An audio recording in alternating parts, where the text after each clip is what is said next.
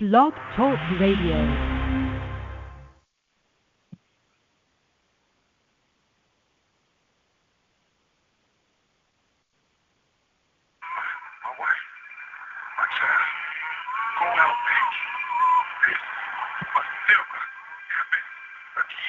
Brothers and sisters, in honor of Black History Month, the first African insurrection musical in history is coming to Washington, D.C.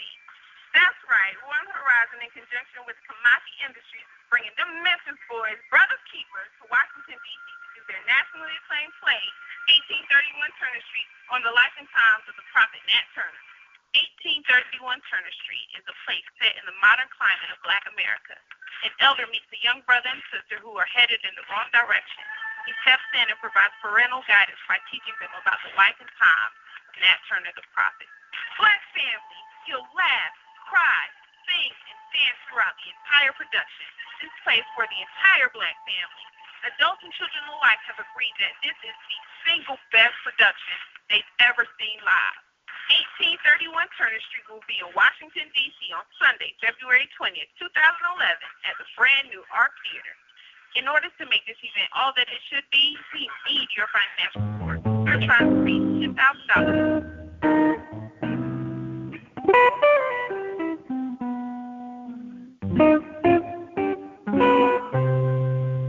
This conference is now being recorded. Popular DVD lecture on the condition of the Black male worldwide. $100 to $99. Entertainment, Fighting the Poltergeist. The 3-disc DVD set containing over 6 hours of shocking information on the influence of Western media. $200 and up, the War of the Horizon Collection Series. An 8-disc DVD set which contains the entire Feminization and White Sex series and more. To make your contribution, you can mail a check or money order to War on the Horizon, P.O. Box 54501, Washington, D.C. 20032 at 9101. You can call us toll-free at 726-927-0011 or 309-9106 to make a credit card donation by phone. You may also go to our website homepage, waronthehorizon.com/site, and click on the donate button at the bottom of the page to make a contribution via PayPal using your PayPal account, your credit card, or bank draft. For more information, you can look us up on Facebook under War on the Horizon. Black people, remember, at War on the Horizon, we didn't come here to be your friend. We came here to save you. And we look forward to seeing you on the battlefield. War on the Horizon, gotta love you.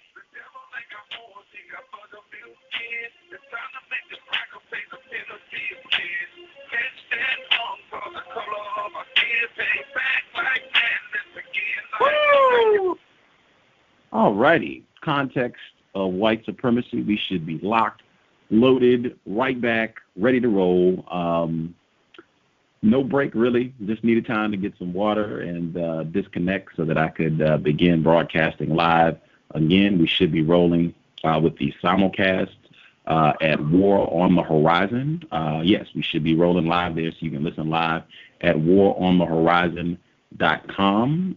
The Live 365 player. It's linked on the C.O.W.S page. I think it's also linked on Facebook. I linked it there as well. If you missed all that, just waronthehorizon.com. Look for the Live 365 player on the right side of the page. Click it. Player will open right up, and you can listen with fantastic audio quality to what should be a very constructive broadcast. Our guest, program number 2 of the day, the Irritated Genie of Soufeese, joining us live. Are you with us, sir? Yes. Welcome to the battlefield. Welcome to the war front. Are you there, brother? Yes, sir. Yes, sir. All right. You can hear me well? I can hear you crystal clear. All right. That's what we want to hear. How you feeling, brother?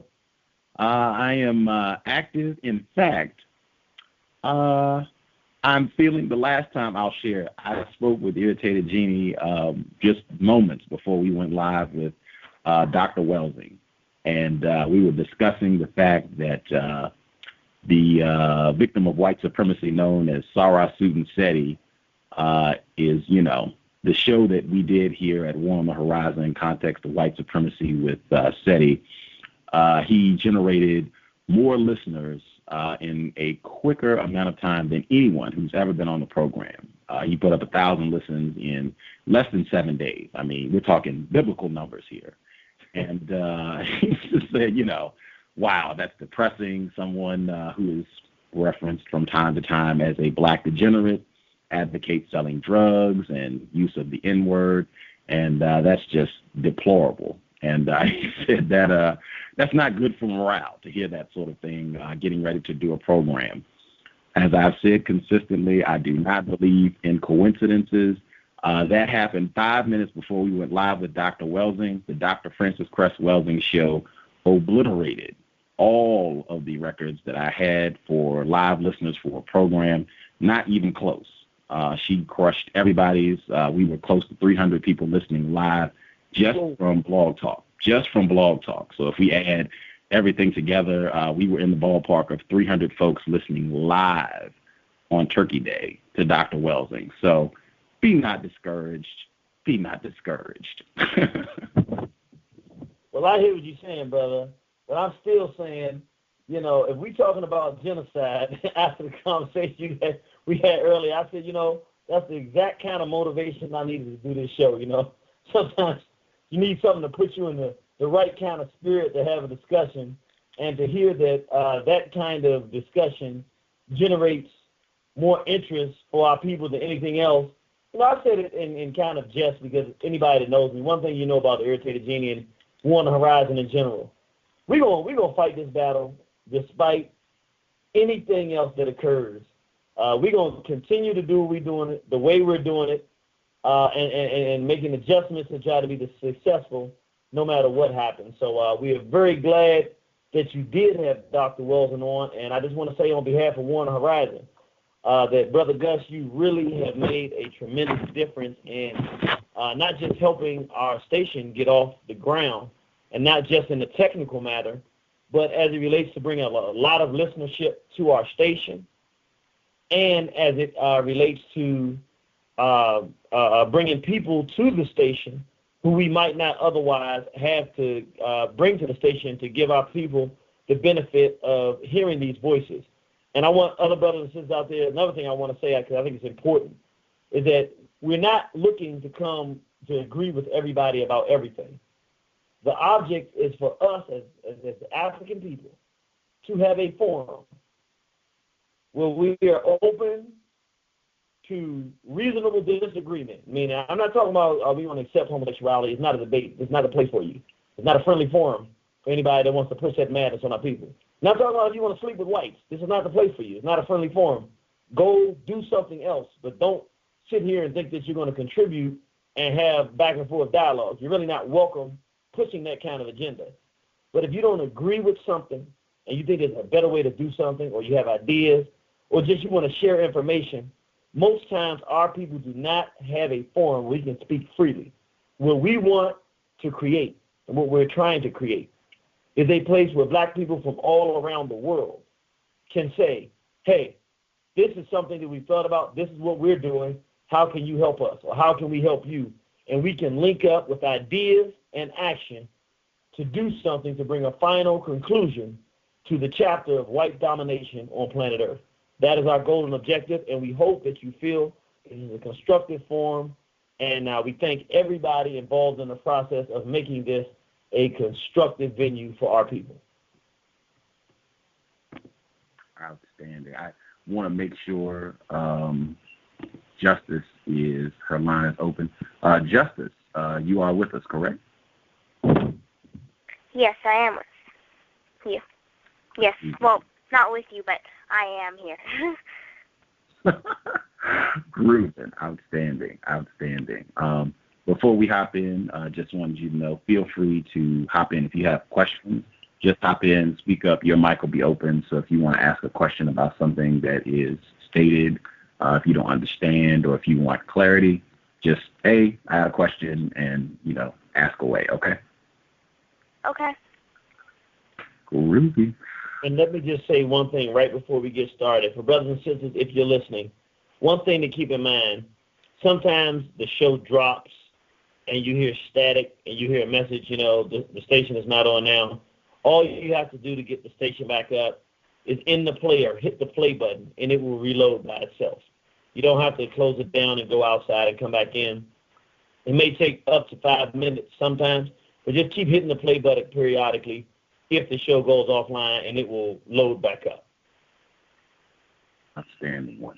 Would reloading the player, would that also be a good idea if something happens, if you get disconnected, to just reload the player? Would that work as well? Yes, you can reload the player if you want to. You can hit play, and that reloads the player. You can shut the player down and go to warnhorizon.com and hit load the player again. It's a multitude of ways to do it, but we just want people to know when it goes down, that doesn't mean that it's down permanently. Sometimes it just disconnects, and sometimes it'll connect in automatically. Sometimes it doesn't. Just reload it, and we'll be right back online with you. Also, could you let people know if you have them on free conference call? Is that open? Yes, it was open the last show, and I lost my internet signal, so I had to restart everything, and in the haste of just trying to get it back up, I wasn't able to get the free HD line back open, but it is open now. It is open, and that number, if you want to dial in to listen, or if you have questions, is 760-569-7676, and the participation code is 948656. So one more time, it's 760-569-7676, and the code is 948656. And if you want to dial in via Blog Talk, the number over there is 347-215-6071. With that, did you have anything else you wanted to announce or to get out to folks before we get started? No, I think that's good for right now. Outstanding. I'll just let folks know we should be back tomorrow, simulcast, Black females. We had a forum just this past summer where it was just black males, giving them a forum to share their views on racism, white supremacy. We'll try to do the same thing tomorrow evening, but with black females. That program should be airing at 10 p.m. Eastern, 9 p.m. Central, and 7 p.m. Pacific. But black females, any black females out there that listen to the program, feel free to dial and to share your view. Gus, I'm going to sit down as I'm not a black female. I'm not really going to do much but manage the phone line and make sure that we stay on the air. I might ask a question, and that's about it. So that's tomorrow, Friday, November 26th, 10 p.m. Eastern, 7 p.m. Pacific. And my bad, I think I gave out an incorrect showtime, or I might have given out an incorrect showtime earlier this week about the program with Dr. Francis Cress-Welsing. I might have said that it was going to broadcast live at 7 p.m. Eastern. Obviously, it did not. It was at 8 p.m. So my bad if I caused any confusion, threw off plans for anyone, messed up the scheduling at War on the Horizon. Gus will do better. Forgive me. I am a victim. Well, brother, you obviously didn't do too bad. We had 300. You had the largest listening audience you've ever had live, so you didn't do too bad. I heard maybe it could have been more. We could have had 500 in a day. So we will make sure that we're being crystal clear with showtimes and dates to get folks in to listen, particularly if we can continue to keep up those sort of numbers. This broadcast, I think appropriately so, we are concentrating on the genocide that white people have committed worldwide, but especially against black people. I guess it would always be great to start with definitions. When you say genocide, Irritated Genie, what do you mean when you say genocide? When we say genocide, we're talking about a process developed by whites of intentionally and maliciously systematically murdering a group of people who have a common bond. Again, a process developed by whites of intentionally and maliciously systematically murdering a group of people who have a common bond. So whether it's a group of people who consider themselves having a bond, a religious bond, whether they're a political group, more often than not, we're talking about a race of people, African people, Native Americans, so forth, what have you. A group of people that they intend to destroy and annihilate.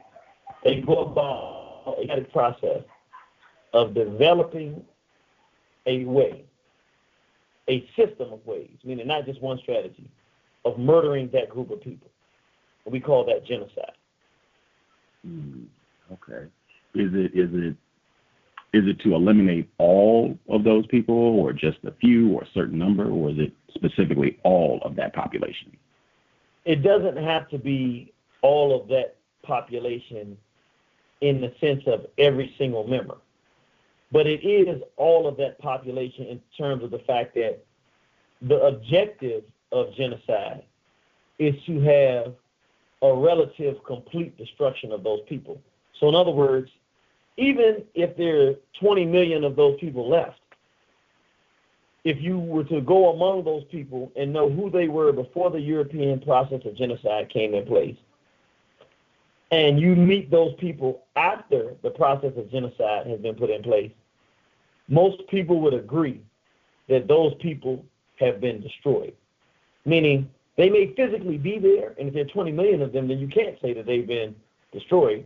But what they were before was so entirely different and conflicting and opposite of what they are now at this stage that you almost will have a hard time saying that these are the same people. Culturally, their languages, the way they look, the way they eat, the way they treat one another, the conditions they operate within, their self-esteem, their self-respect, everything about them in general that is relevant to a peoplehood. Their military, who they deem their friends, who they deem their enemies, how they relate to the Creator, who they believe the Creator to be, everything, the relationship between the men and women, everything that defines a people as destroyed. Okay. So, do black people, just your observation, do black people generally have an understanding that, that white people have been, continue to be practicing genocide against black people worldwide? Has it been your observation that most black people have that understanding? I would say most black people know it, but they don't have the understanding. And what I mean by that is almost invariably, when you talk to black people long enough, no matter how ignorant they began the conversation pretending like they were, at some point in time, if you're very sharp in your language, and you're very clear to be concise about describing the problem of white life on planet Earth, that person will start going in the direction of explaining how impossible it would be to fight whites, which is an indication that somewhere in their mind they know what whites are doing and that they've already considered it on some level, but that they have completely written off the idea of trying to resist. And so much of the resistance that we get from them is not as much ignorance as we think it is. It is a reactionary measure to the magnitude of the problem, and in the sense of the fact that they've made the determination in their mind already, they are not going to fight whites. So if they're not going to fight whites, then they have to come up with a new paradigm to view the world through, and that's where we get Negroism, a bunch of denial. So now, if you were to ask them to explain the genocide of whites and how it operates among black people, no, they do not have an understanding in that sense. But on some subconscious level and some semi-conscious level, they've seen Rodney King beating. They knew what was going on, and they understood in watching that what would be necessary problem at that moment when they're watching it, at the moment when they see the police officer that beat Rodney King get freed, at the moment when the police officer that killed our brother Oscar Grant, when at the moment we see him murder the young man for no reason, we know what it means to deal with this race. We know what we have to do. We choose not to stay there, but in moments in time, it is clear we do know that whites are killing us across this planet, but we do not understand how the system works and how to effectively fight it. Okay. I feel like this is correct, and if it's not, you can let me know. I feel like the DVD that you have, and it's Genocide, a narration of white brutality and demonism. That is available at the War on the Horizon website. Is that correct? Yes, sir. Okay. I feel like that DVD, I would submit that as Exhibit A for why any black person worldwide would say, this Irritated Genie dude is crazy. I'm not trying to cause any problems with white people. These folks are dangerous. I'll do what they say. I'm going to behave. I'm going to smile on cue, dance on cue, wear a dress on cue if that's what they tell me to do, and hope that they will leave me alone and, I'll be able to get a piece of cornbread and stay on my way. Now, if I said anything crazy, you can let me know, but I think you could just walk through some of the details that are present in that DVD lecture, and that would do a lot to explain why you have Negroism, escapism. Do you think that makes logical sense? I do. In fact, usually, the more information you get about a situation, usually, the better it arms you to deal with that situation. With the system of racism, white supremacy, and the reality of who and what we're dealing with when we're dealing with the white race, that will be up for debate. Because the white race is so unbelievably heinous and brutal and psychopathic and murderous in their misbehavior on this planet that for most African people, they're not just most African people. I've noticed this with the Native Americans and other groups on this planet. We're most civilized people, I would say, or even semi-civil people, or most groups other than the white race. It is hard, even when looking at the real reality of whites have done on this planet and are doing, it is hard to conceptualize the level of destruction and evil in the white race. And so the more information we get about it, unless you are an intellectually brave person, like willing to accept whatever reality you get intellectually, and you are strong and founded in your thinking, you're grounded, and you are capable of carrying the weight of a lot of sick, psychopathic information. Unless you're like that, it can actually be more information about what whites are doing can actually have a negative impact because people get scared. And they make the full determination that no matter what it costs, they're not going to fight back. So to that degree, yes, I agree with you. Okay. I guess could you give us some illustrations to really highlight this genocide that whites have practiced against black people, non-white people, worldwide? And if you could you, in particular, could you highlight some of the demonic aspects of this genocide that whites have practiced against black people, and make sure if you could toss in a few examples, if you have some, of how they have done this also, the so-called red people, because I'm remembering Sister Nefertari, she just did a fantastic broadcast with Wonder Woman, and she is an indigenous so-called red person who had a very similar story of abuse and torment at the hands of white folks that I think a lot of black people could relate to. So if you can start to knock down some of these examples of genocide, and particularly giving us the demonic aspects of how white people just do these horrendous things, people that can sometimes, to us, impotent with fear. Yes, absolutely. And by the way, just a slight correction here, it's Warrior Woman. Warrior Woman, thank you. That's right. Programming of racism, white supremacy. Got me. It's Wonder Woman, huh? She's coming to take it back. Man, oh man. All right. Well, let me make a definition, because I think really part of why some of this is not as clear, and why we use a lot of terms, and we use a lot of terms we don't know what they mean, is because we don't define things properly. When we're talking about the white race, we are talking about a Jeannie, are you with us? Jeannie, are you with us? Oh, might have lost him. I will double. Yep. Okay, we lost his connection. I'll dial him back. Thank you all for being patient. We'll get him back on the air. Warrior Woman, my apologies to Sister Nefertari at the Children of Southampton. I was listening to that program live. Warrior Woman, not Wonder Woman. Warrior Woman. There we go. Okay. I'm called. Oh no, I got disconnected from the other line as well. Okay. I'm dialing in Irritated Genie. Okay, got that. And we'll reconnect those, see if that works. Dialing back Irritated Genie right now. See if that gets him back on. Again, Sister Nefertari is ourcause.com, and that's ourcause, OURKOS.com, ourcause.com. Sister Nefertari, Children of Southampton. Oh no, it's busy. That's crazy. Okay, I'll give him a second to see if his line will unbusy, and I will play a quick commercial as I try to get Irritated Genie back. Context of White Supremacy going strong on so-called Thanksgiving. We will be right back. Let's listen up. Is racism hurting you?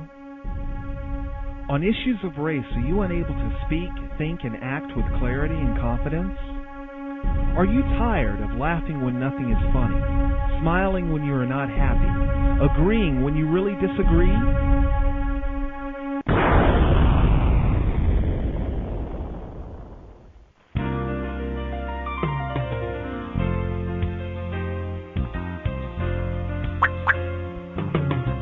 At counterracism.com, you can learn specific strategies and techniques to counter the behaviors of the people who practice racism in all areas of activity, using words correctly, following counter-racist logic, even counter-racist science projects designed to reveal what racism is, how it works, and how to counter it. The open-source code writing format allows you to pick and choose from a variety of counter-racist suggestions so you can produce the code that works for you. Stop by counterracism.com today and help replace racism with justice. That's counter-racism.com. Outstanding. Okay, connected. We're back on Free HD. You should be able to hear us, and folks listening at the Blog Talk Radio should be able to hear us as well. And Irritated Genie, is he back with us? Okay, got him back as well. Irritated Genie, are you with us? I'm here. Outstanding. Got you back. No worries. Sorry about that, folks who are listening in. We appreciate your patience. Didn't lose any listeners. Free HD line, that did get disconnected, but that has been taken care of as well. So if you're listening at freehd.com, we hear everything without a problem.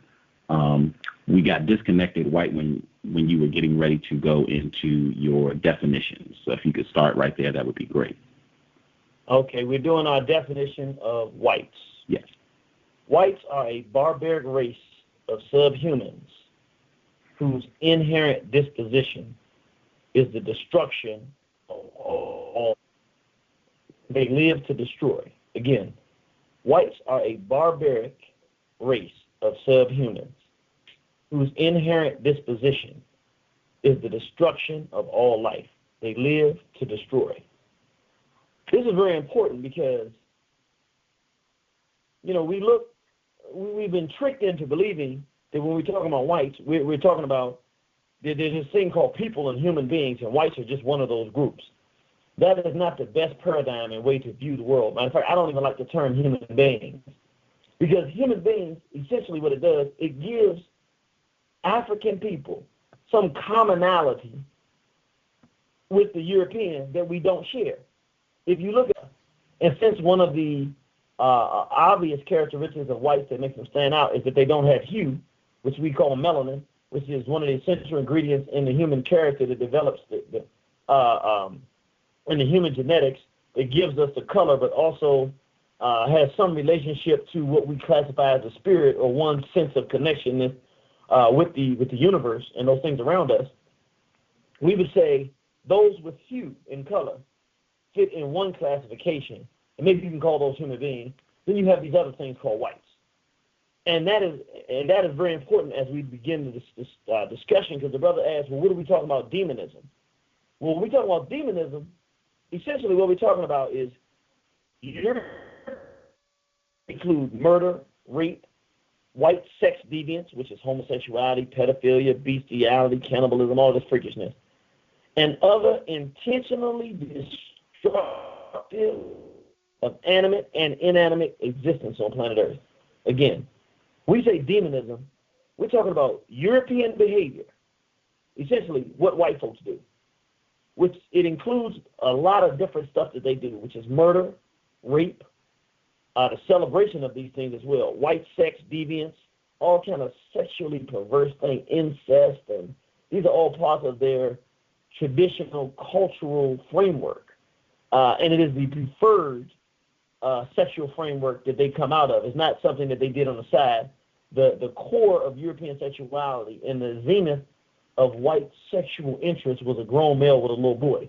That is what they would classify as being in love.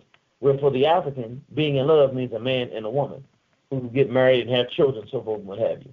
Or at least that's the generic idea. That's the zenith and the highest point of it. For the European, the highest point is a grown male and a little boy, and that still exists today. So this is what we're talking about when we're talking about demonism.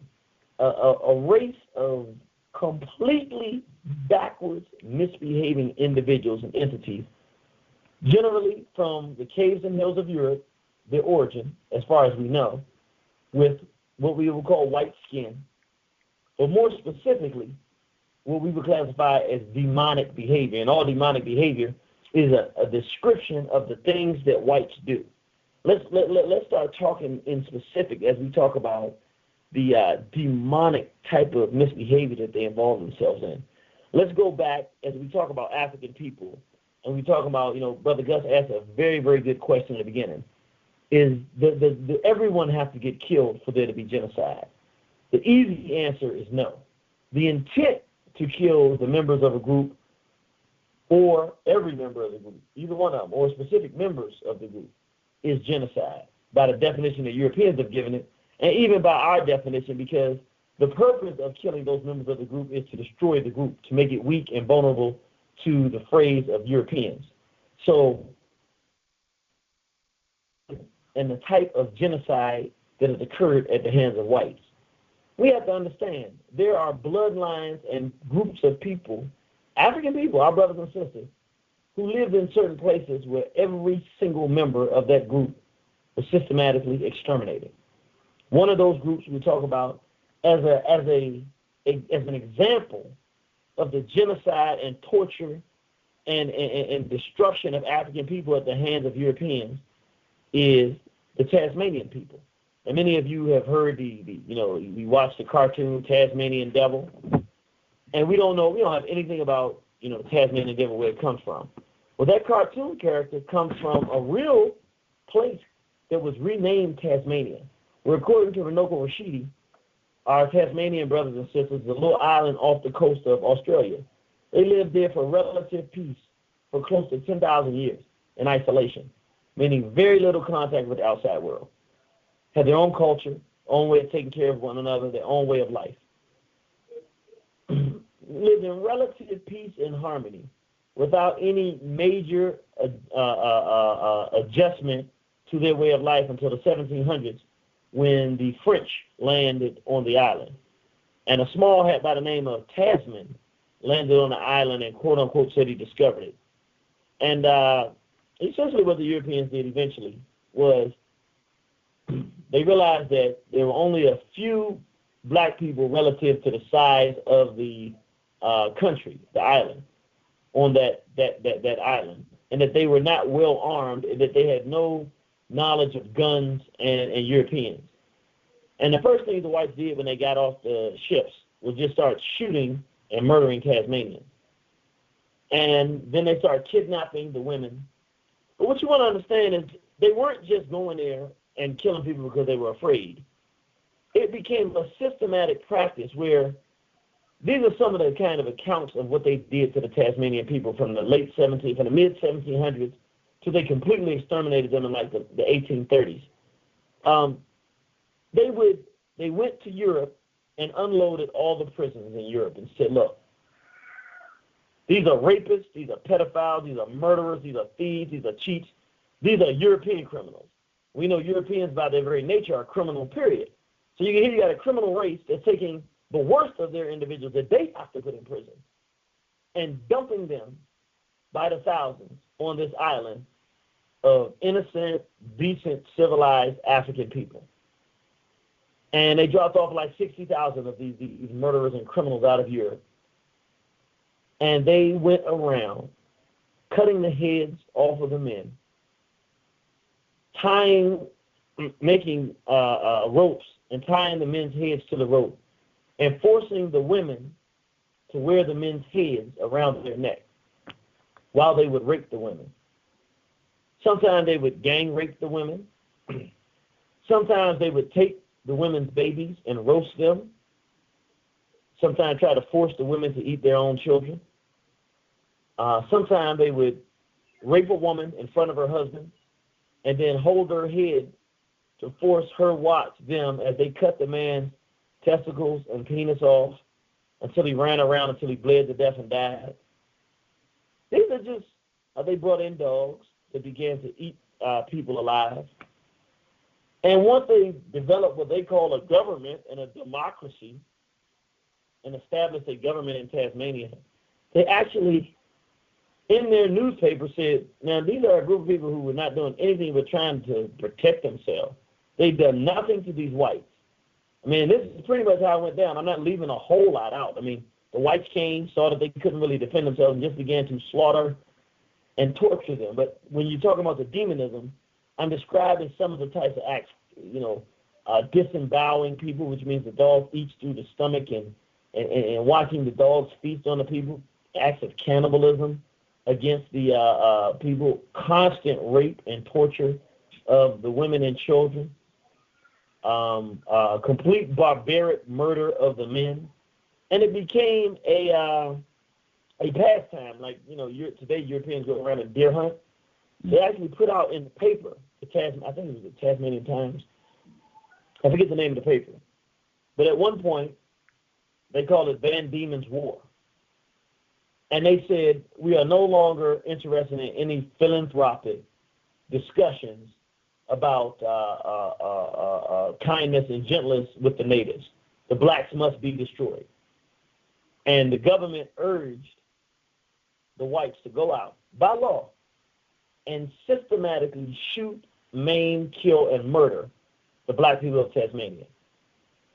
After they got them down to numbers where they were completely and absolutely manageable, they began to take them to these, for lack of a better term, concentration camps. They were like boarding school kind of things where they take their children.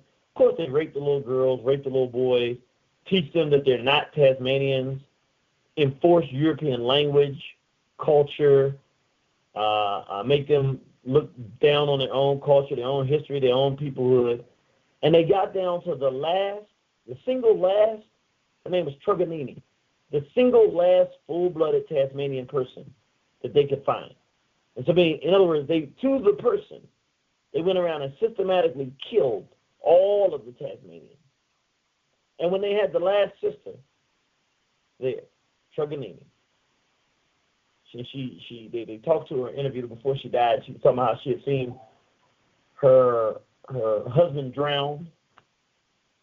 Her mother had been kidnapped, sister raped. She never seen those again and killed. She never saw them again. She was systematically violated by multiple devils and raped and forced to watch as her husband was murdered. This was her life, and she said all she wanted, knowing that she was the last of her people, was that when she died, she just didn't want them to chop her body up. Because this is part of one of the themes in African culture, our people always believe that if when we pass, that there is an afterlife, a spiritual life where that thing inside of us that accounts for our intelligence, our personality, that thing we call the spirit. If you live a decent life, that will travel on and you will get to be able to reunite with those good people that you knew who lived decent lives here and go into eternity with your ancestors and live forever in an afterlife. And so it's one of the things we look forward to. So that it took away the fear of death because we knew we were going to a different type of life and we looked forward to it. But if the body was somehow violated or disturbed in some kind of way, we feared that it would that process of transitioning into the new life could be disturbed. So that's why, if you look at ancient Kemet or all throughout the African continent, an appropriate burial is looked at as something important. You want to be buried You want the family to wrap you up and take you and see you off to your next life. That's an important thing. It's important because of the way we view the afterlife. She said, look, all I don't want y'all to do is chop my body up. She's seen so much mutilation, and she's seen what they do to Tasmanians, taking the body parts and using them for stuff, hanging them in their homes, cutting out the vaginas of women and the phalluses of men, and making, wallets and souvenirs and stuff out of them, skulls of men, making bowls, just European demonism. I don't know a better word to use. It's European demonism. And she said, just don't chop me up.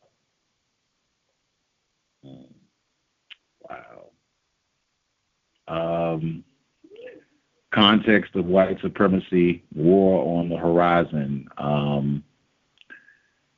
Is this just, an isolated...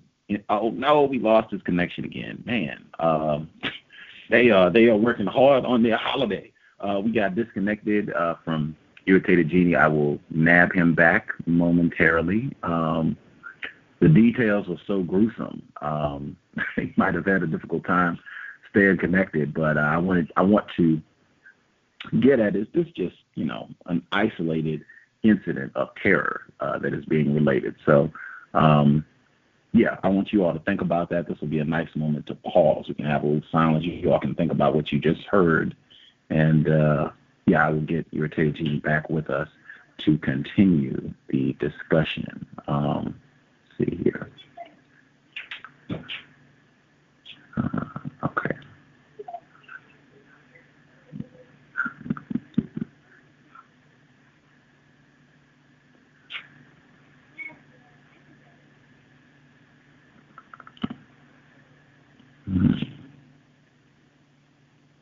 Connection refused. Okay, they are making me work really hard. They don't want to reconnect me over at a free HD line. I'm going to have to. Okay.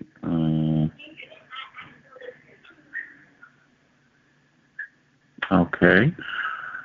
We'll do it this way. Okay. Genie is back online. I'll reconnect him. If you wanted to call in at the free HD line, that's not going to be an option because it's just not cooperating. So just dial the Blog Talk line. That number is 347-215-6071. That's the number for Blog Talk Radio. You can dial that line and ask your questions. Or if you just want to listen on the phone, that should work out. There we go. Okay. All right, got Irritated Genie. I'm bringing him back on the line now, so we should be good there. The number again, the free HD line is not functioning correctly. So if you want to dial in and just listen on the phone, the number again is 347-215-6071. Okay, his line is showing up as busy. I have to dial him in one more time. I'll try him again. Okay. Dialing him back now. See if we can get Irritated Genie back with us. Again, thank you all for your patience. I suspect we are doing quality work, getting this much interference on White People's Day. This is an important one. Still busy paying. Not sure what that's all about. I'll give him another second, and then I'll try his line one more time. It's showing up as busy. That's interesting. Let's see.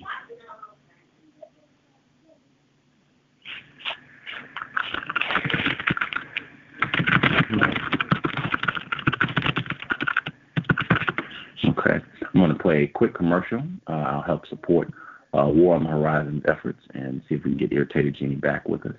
Hang tight. Thank you for listening in Context of White Supremacy. My ancestors woke me up this morning. They said, son, you do know what time it is, don't you? I said, what time is that? They said it's wartime, so welcome to the war front. Brothers and sisters, War on the Horizon is broadcasted 24 hours a day, 7 days a week, all year round. And now we're broadcasting live. Listen to our live lineup every Sunday night from 5 p.m. to 7 p.m. Eastern Standard Time.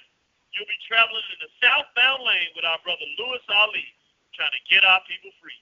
Directly following that show from 7 p.m. to 9 p.m. on Sunday nights, it'll be the Children of Southampton show, featuring the Queen Sister Nefertari of the Children of Southampton.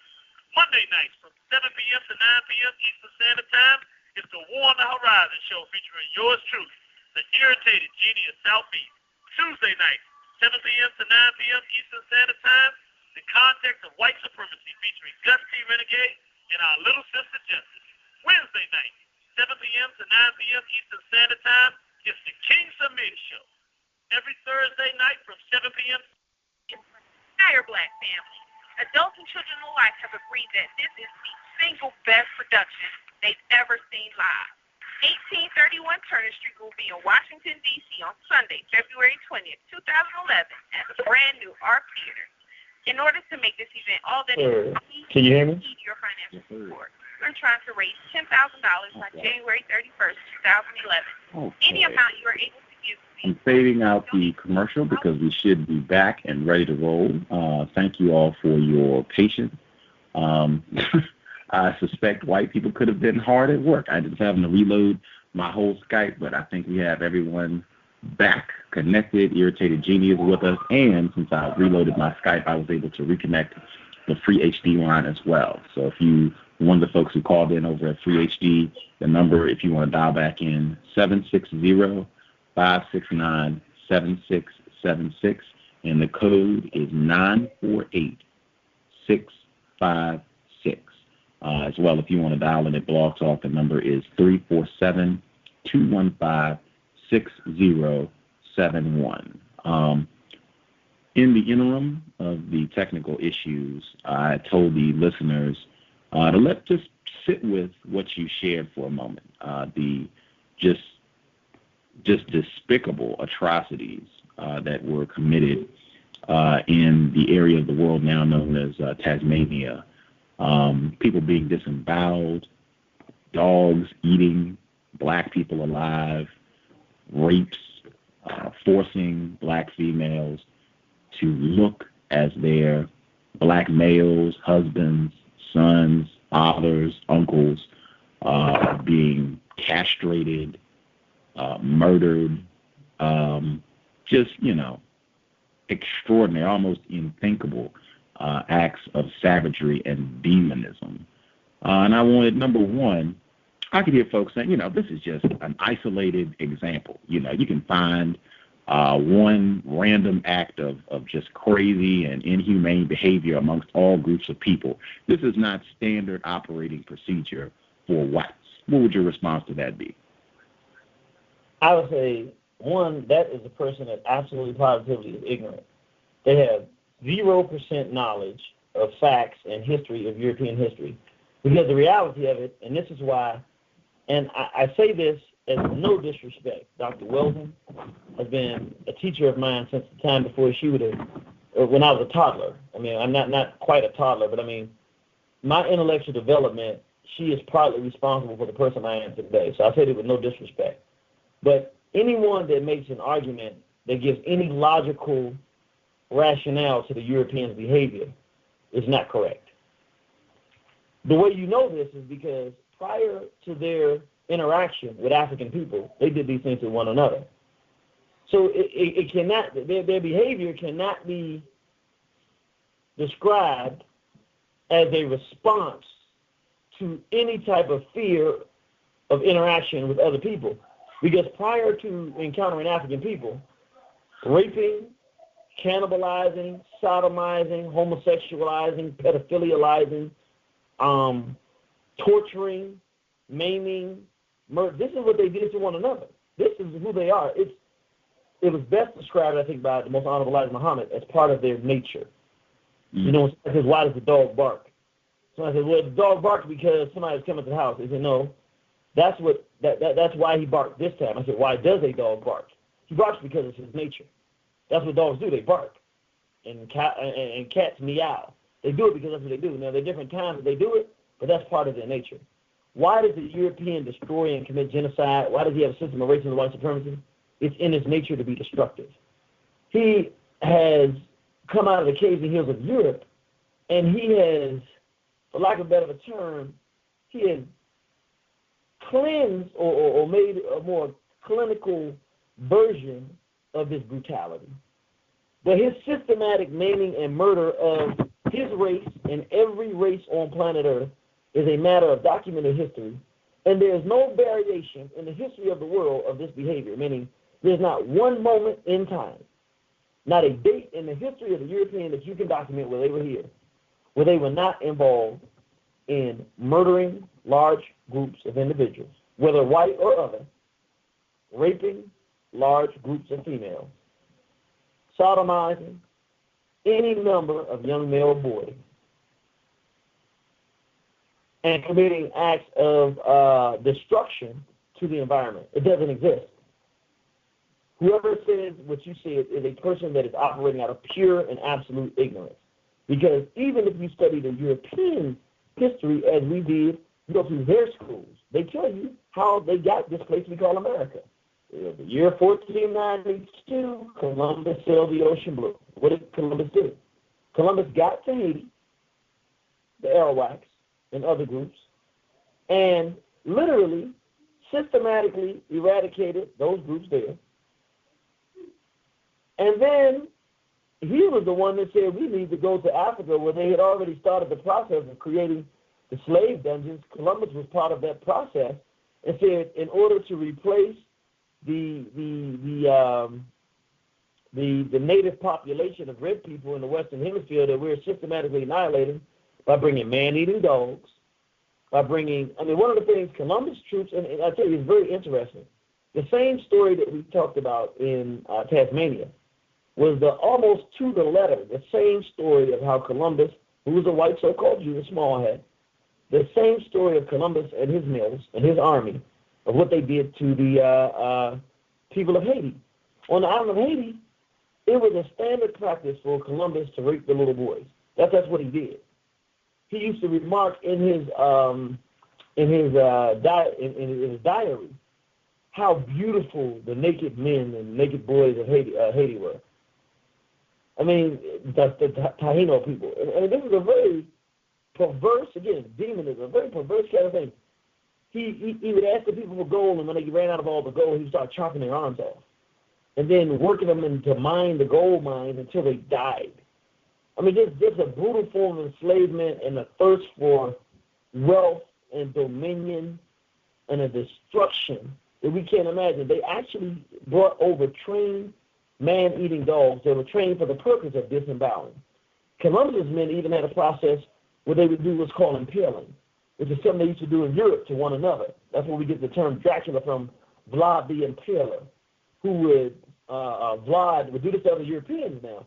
He would take men out that he didn't like and sift them through their anus on a large metal spike through their head, and some of them would last for over a day or two as they just died slowly. And he would sit out and eat lunch at the table watching individuals die like this. Mm-hmm. Well, Columbus, his men, accounts by Bartholomew de las Casas, who was another homosexual pedophile, but who was a Catholic priest who wrote down the atrocities that he witnessed Columbus and his men doing, said they would routinely go out, and in order to feed their man-eating dogs so that the dogs didn't turn on them, they would hunt the Native American babies. And they would take the babies when they caught them and grab them by the ankles and bang their heads against trees so that they would start drawing blood, and then they would feed them to the dogs. There's some treatment that he would see. And now these are things he's describing, and as he's describing them, he's saying, I'm seeing things that my eyes cannot believe and that I cannot even recount in words. But here are some things that are happening. So, the accounts that I'm giving you are the stuff that he could bring himself to put pen to paper. Mm-hmm. When I heard that, this is in Bartholomew, this is the white boy. It's the pedophile white boy right now saying, he can't believe the atrocities that are occurring. When he wrote down that Columbus's men, this is what Bartholomew de las Casas wrote, that they would go take the babies, and the ones that they would feed to the dogs, they would hang the people on these large wooden things called gibbets, 20 at a time. They can hang up to, I think, 13 at a time, and hang them alive. But they would also take the babies, and they would roast the babies, and they would eat them. But this is what Context talking about. This is not no black person or Native American talking about this. This is what the white boy said. And this is the thing he said that they did in the same breath of saying, I can't even, basically saying I can't even write some of the stuff that I'm saying because it's no way to articulate what I'm witnessing. So I'm trying to figure out, not that I really want to know per se, I'm trying to figure out what were these other things that he can't really speak of if he's telling us that they're eating the babies. Now, I know some people think that this was crazy and ridiculous, but again, it's about not being able to view your circumstances, because if we can get to some more modern versions of things that they were doing, but if we really take an intellectual look at the world that we're in today, we have a race of individuals. It does not, I cannot find words to make it bear the weight that it actually weighs, but literally, they are in the process, the white race, of trying to force black people to accept the fact, trying to force us to accept the fact that our sons have to be sodomized. Meaning, we have to accept the fact that somebody's going to have to be the right to drill a hole in our son's backside at some point in our life. Meaning, we've been very clear as a race of people. We don't agree with this behavior, homosexuality. We just don't agree with it. And literally they said, no, you're living on our planet, we're white. You're going to concede that someone's going to drill a hole in your son's anus, and there's nothing you can do about it. You're going to accept it as part of the culture. Matter of fact, just so you can accept it faster, we're going to put your men on TV with dresses. These are the ones that are supposed to represent leadership and protection in your community, and we're going to put them on TV in dresses, so that you begin to accept the new reality that we're going to force on you. They're actually in places like Uganda now, where the Ugandans are talking about they're going to hang the homosexuals. They said, we're not going to, I love the description that the Ugandan brothers and sisters gave. They said, the homosexual juggernaut, that's what they called it, the homosexual juggernaut will not take hold of our Ugandan culture. We will fight this with everything that we have. And so they actually went out and put in the paper a list of names, addresses, and pictures of the white sex offenders, so-called homosexuals, who are trying to enforce homosexuality on the Ugandan culture.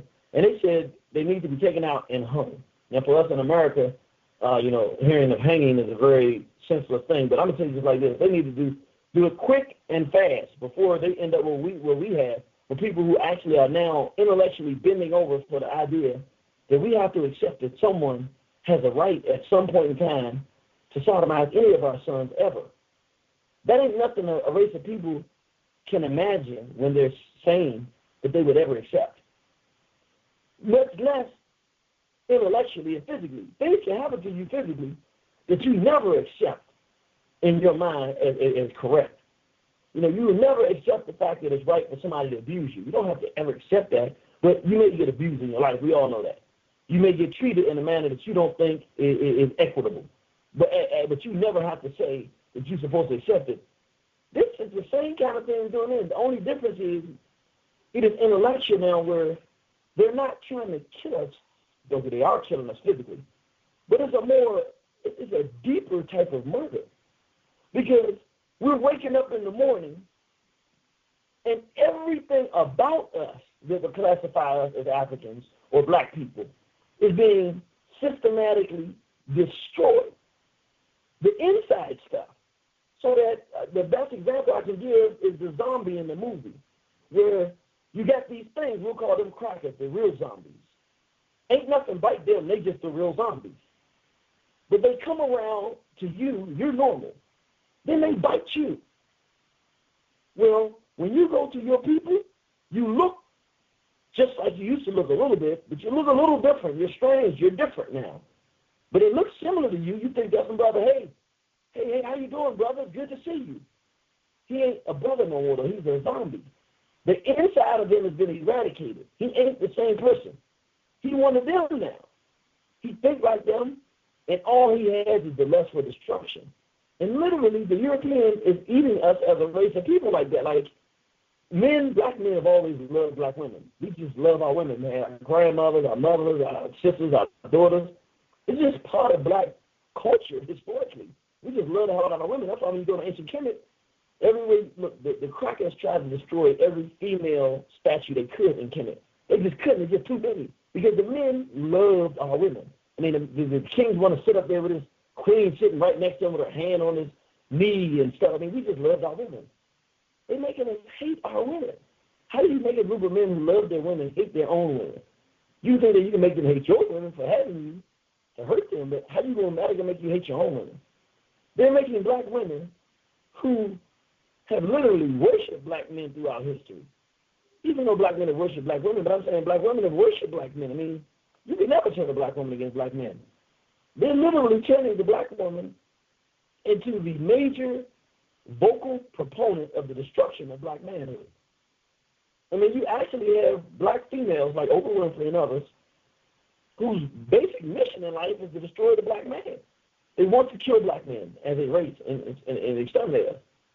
And it's becoming on some level, whether it's a woman just doesn't want to get a man, make a meal for him, whether she just doesn't want to respect you as a man, whether she wants to challenge you on everything in the world, or whether it's the sister who's on the other extreme saying black men are absolutely positively no good, and that we should go to white males, to the devil himself, or turn to females even, or to the sister who's on the super extreme who takes her little son and turns him into a little homo, basically, dress him in girl clothes and let him act like a little homo, who hates him so much she don't even want the boy to grow into a man.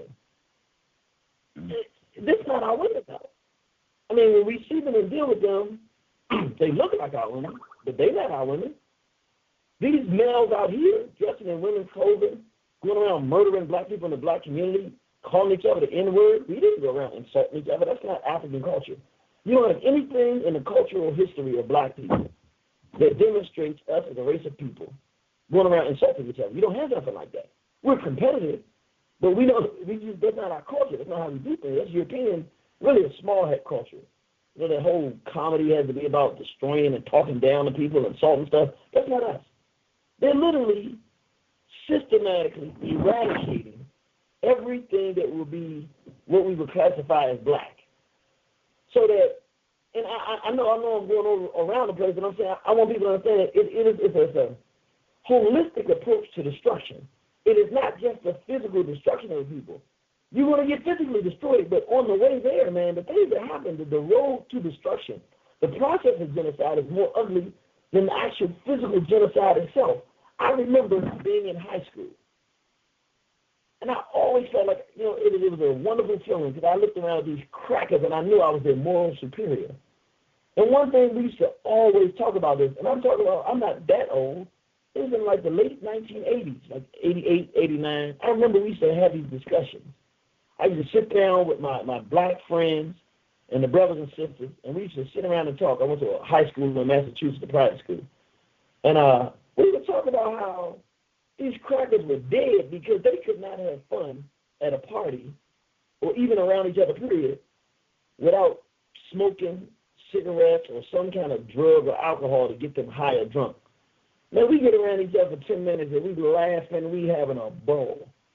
When we get to a party place and music and start dancing, we having a ball. And I'll never forget how we would just looking at them like, they're not, you know, they're dead, and we were superior to them. We would laugh about it. We would talk about this thing. I would have never thought that 15, 20 years down the line, I'll be living in a time where literally black people don't go out and have a good time unless it's in living room parties. Unless they got some weed, look, I remember we weren't like that. I remember we weren't like that so much that we used to talk about the fact they was like that. Yeah, people did drink sometimes. People did do substance. But I'm saying it wasn't completely pervasive. It wasn't cool to do. When I grew up, I thought if you smoked weed, you was a loser. You know, it was like, that dude is a loser, you know what I'm saying? Because it just, you didn't have to do that to have a good time. And it changed. And I'm like, man, we're becoming crackers. They're literally not just physically killing them. But the most disturbing part of it is the ones of us that are left are becoming so white that it is difficult, even our sexual behaviors.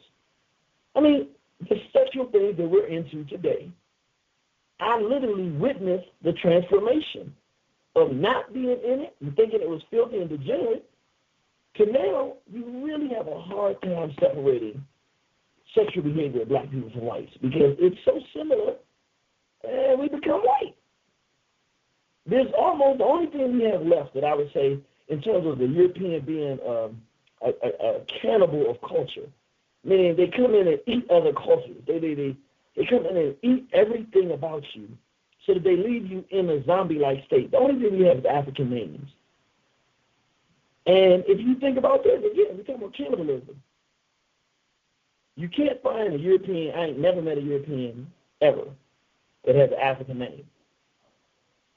But I would dare say, around the world, I ain't even just talking about America. If you went around the world and compared, I would bet you that more black people on this planet have European names than they do African names. I bet you more Asians, or a substantial portion of Asians, have European names. I mean, I think all the time, Bill Ying or something like, why is his name Bill Ying? Because Europeans have gone around and eaten their cultures. They just eat culture. They take everything, even your names away from you. So that it creates a need for a more superior philosophy of who and what we're dealing with and what we need to do to survive this. If we see that we're dealing with a disease, a brutal, murderous disease, we need an antibody to knock it out. It's nothing to carve it. It's nothing to compensate for it. If you allow this thing to continue to exist, it is what we could classify as a death monster. It's like a cancer cell. The cancer cell starts in one part of your body. Either your body knocks that cancer cell out or it's going to spread it. Once that white cell spreads throughout the body, it kills the body. Now your body's got two choices. You kill the cells or they kill you. It ain't about a matter of being nice about it. You're not trying to live with cancer. You want to kill the cancer if you can. If you can't kill the cancer, then you got time. You look at the clock because your time is ticking. As a body of white cancer cells on this planet, they have gone from Europe to Asia, spreading death, disease, and destruction. Look at Cambodia. Look at the Philippines. They are pedophile cultures now. If you read the accounts of the Philippines, particularly like places like Cambodia, who were described as just some of the most beautiful places on the planet prior to the European invasion, we're talking about the last century, just in the 1900s. These were places people wanted to go to be because they were just beautiful. We don't even have a concept of what that culture was like now, because you go there now if you want to rape a little child. And that's all the people do pretty much. That's the way of life. You go get the children and sell them for profit. What is that? It's a form of cannibalism.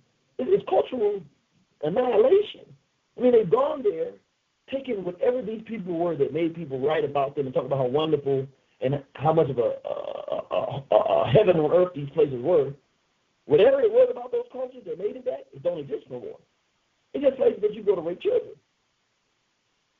What is it about this European that any civilized person that is sane and is not afraid to deal with reality makes it hard to understand what needs to be done?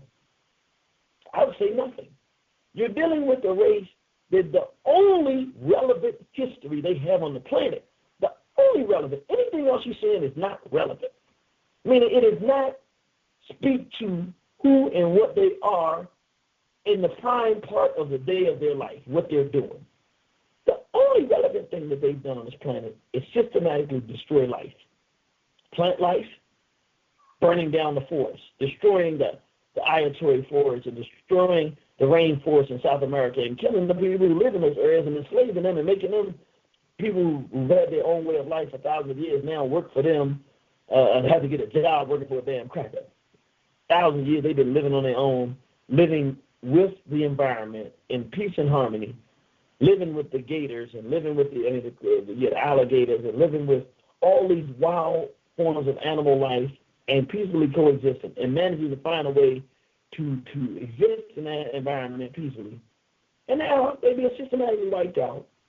The fish in the sea, my mother actually sent me an article where the Europeans said that in 50 years all the fish in the sea were going to be gone. Well, obviously, I understand what's going on. When you look at the Monsanto seed process, where they're now trying to systematically, basically, if you take a seed and try to plant your own watermelons, they will sue you and lock you up, put you in jail because they quote unquote own the seed patent.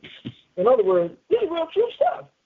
So they're going around the world telling people they don't have the right to plant their own food, and they're putting legislation on the table in this country right now as I'm speaking. Listen, I'm saying it's not. You can look it up for yourself. They're putting legislation on the table. My brother Louis Ali sent me an email to say that it is illegal for you to plant your own garden. Literally, in the process of trying to exterminate people, they want you to become complicit in it. So they create laws saying you can't feed yourself.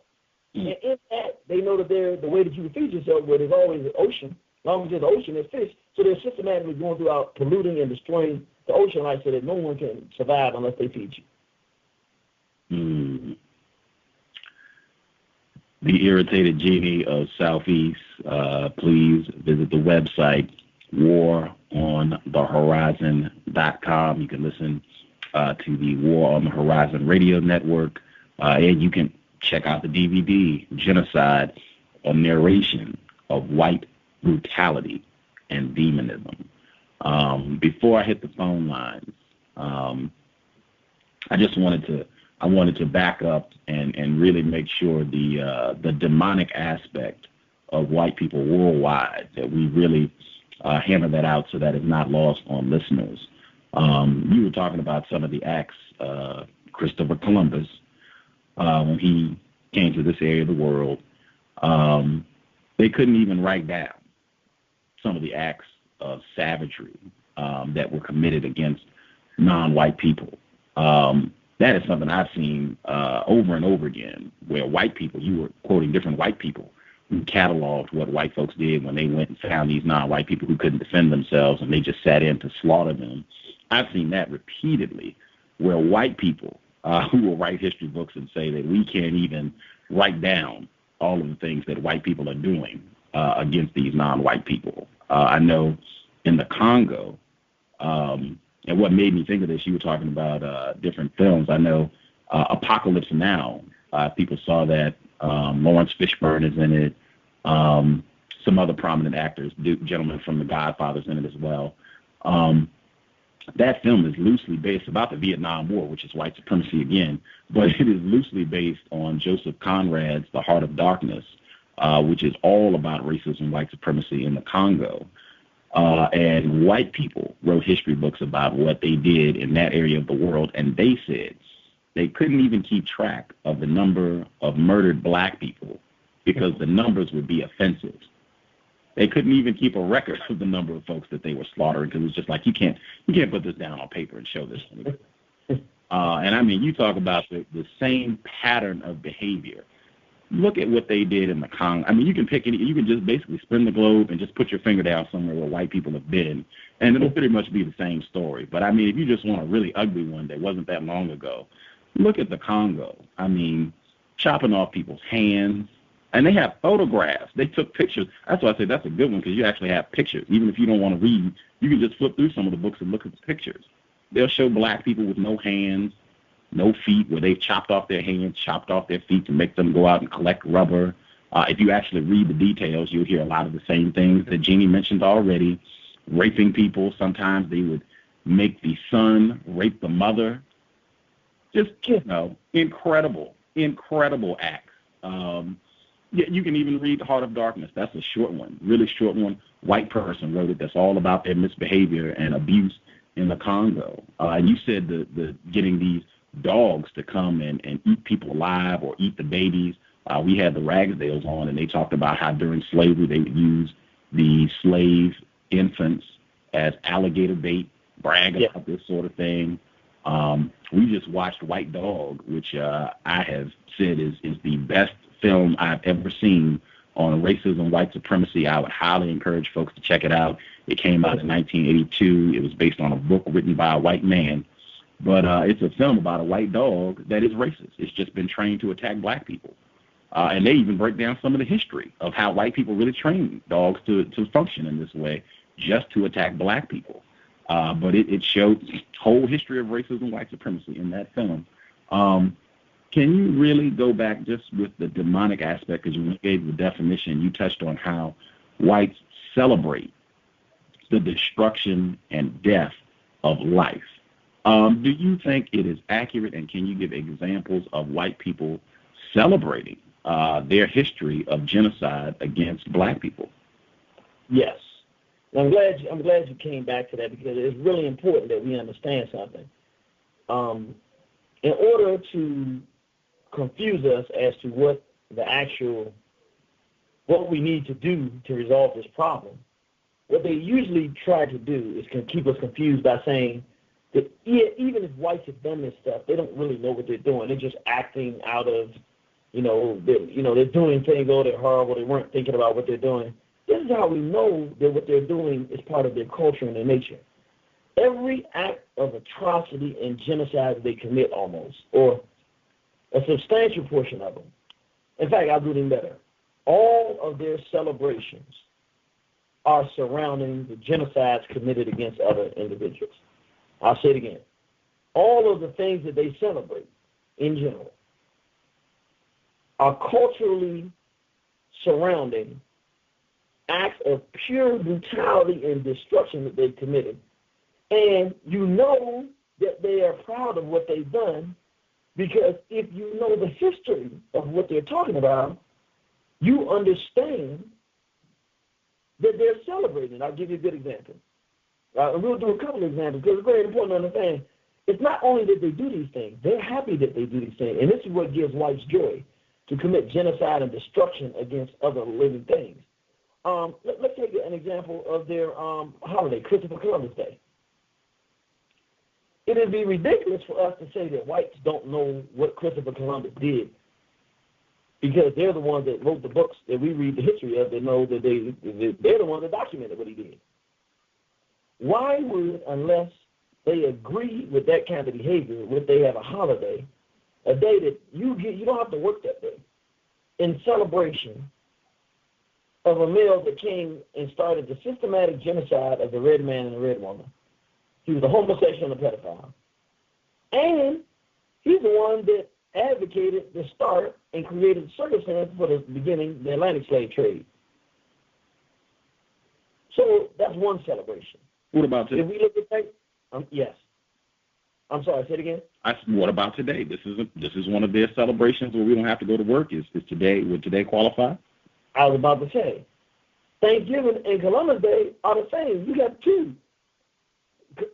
Okay, Columbus Day celebrates the beginning and the opening of the door to the slaughter of the Western Hemisphere, 500 nations of people.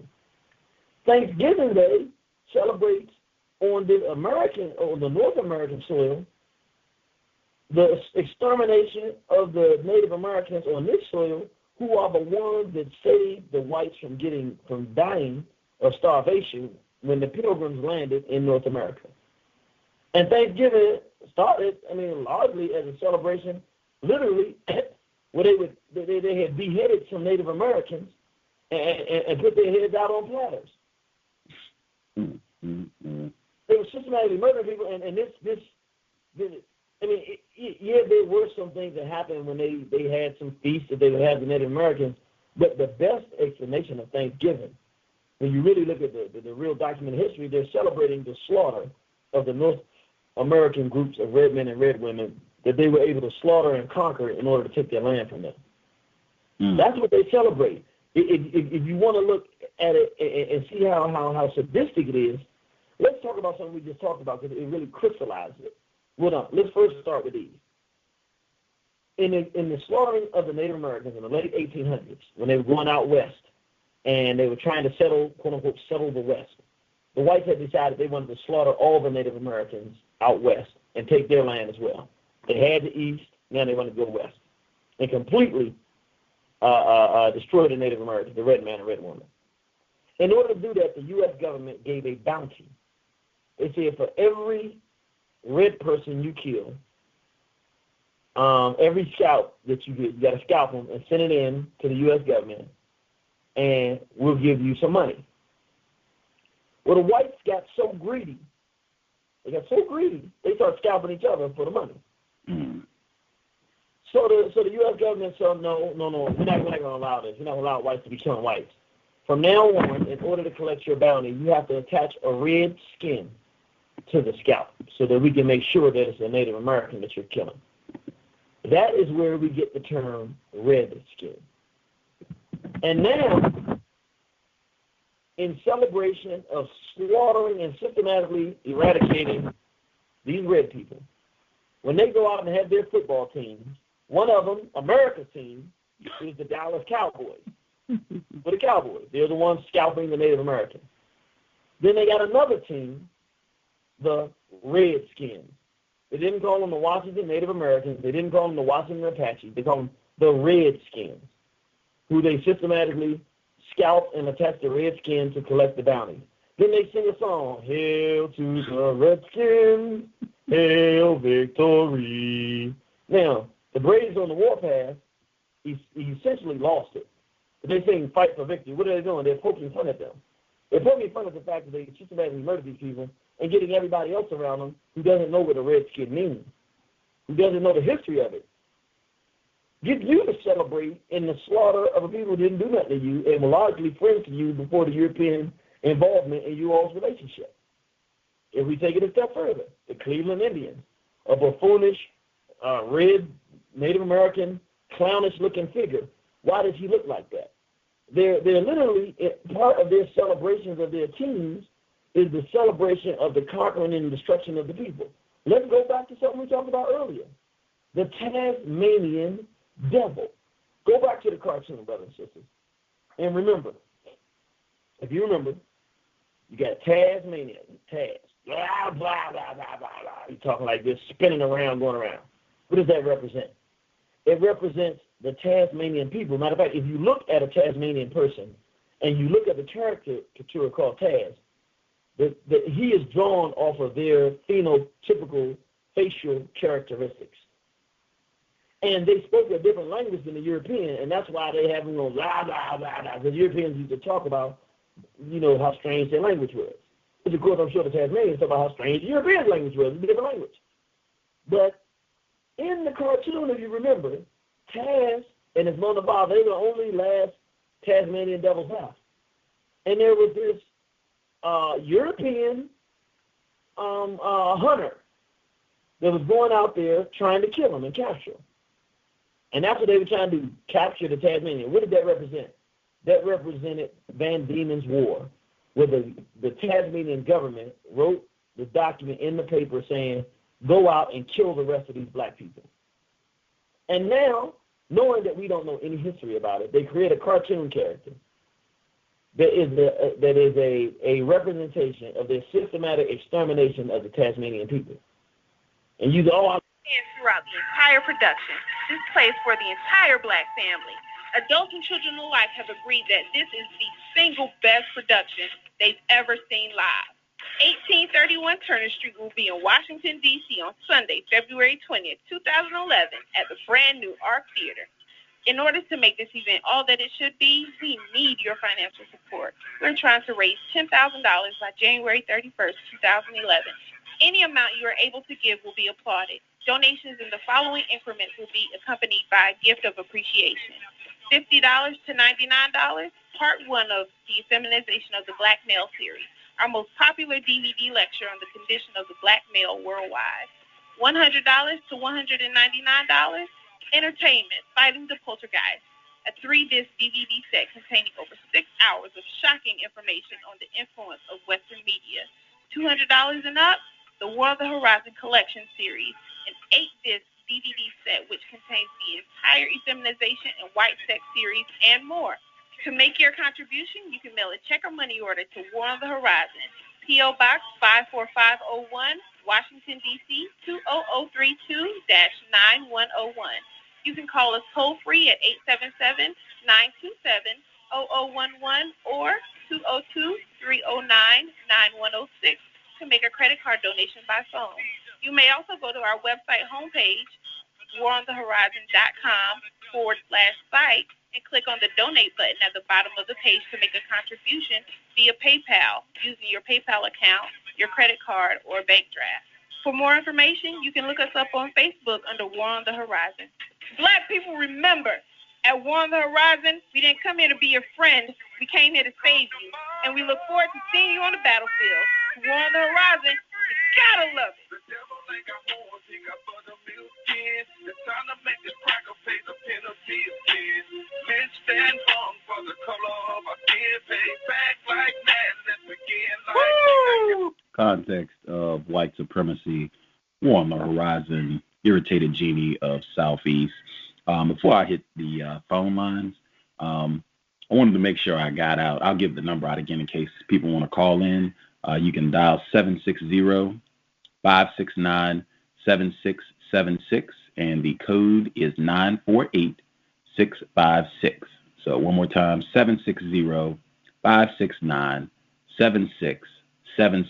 and the code is 948656. If you want to dial in at Blog Talk Radio, it's 347-215-6071. And if you're listening at Blog Talk, you might want to migrate to War on the Horizon.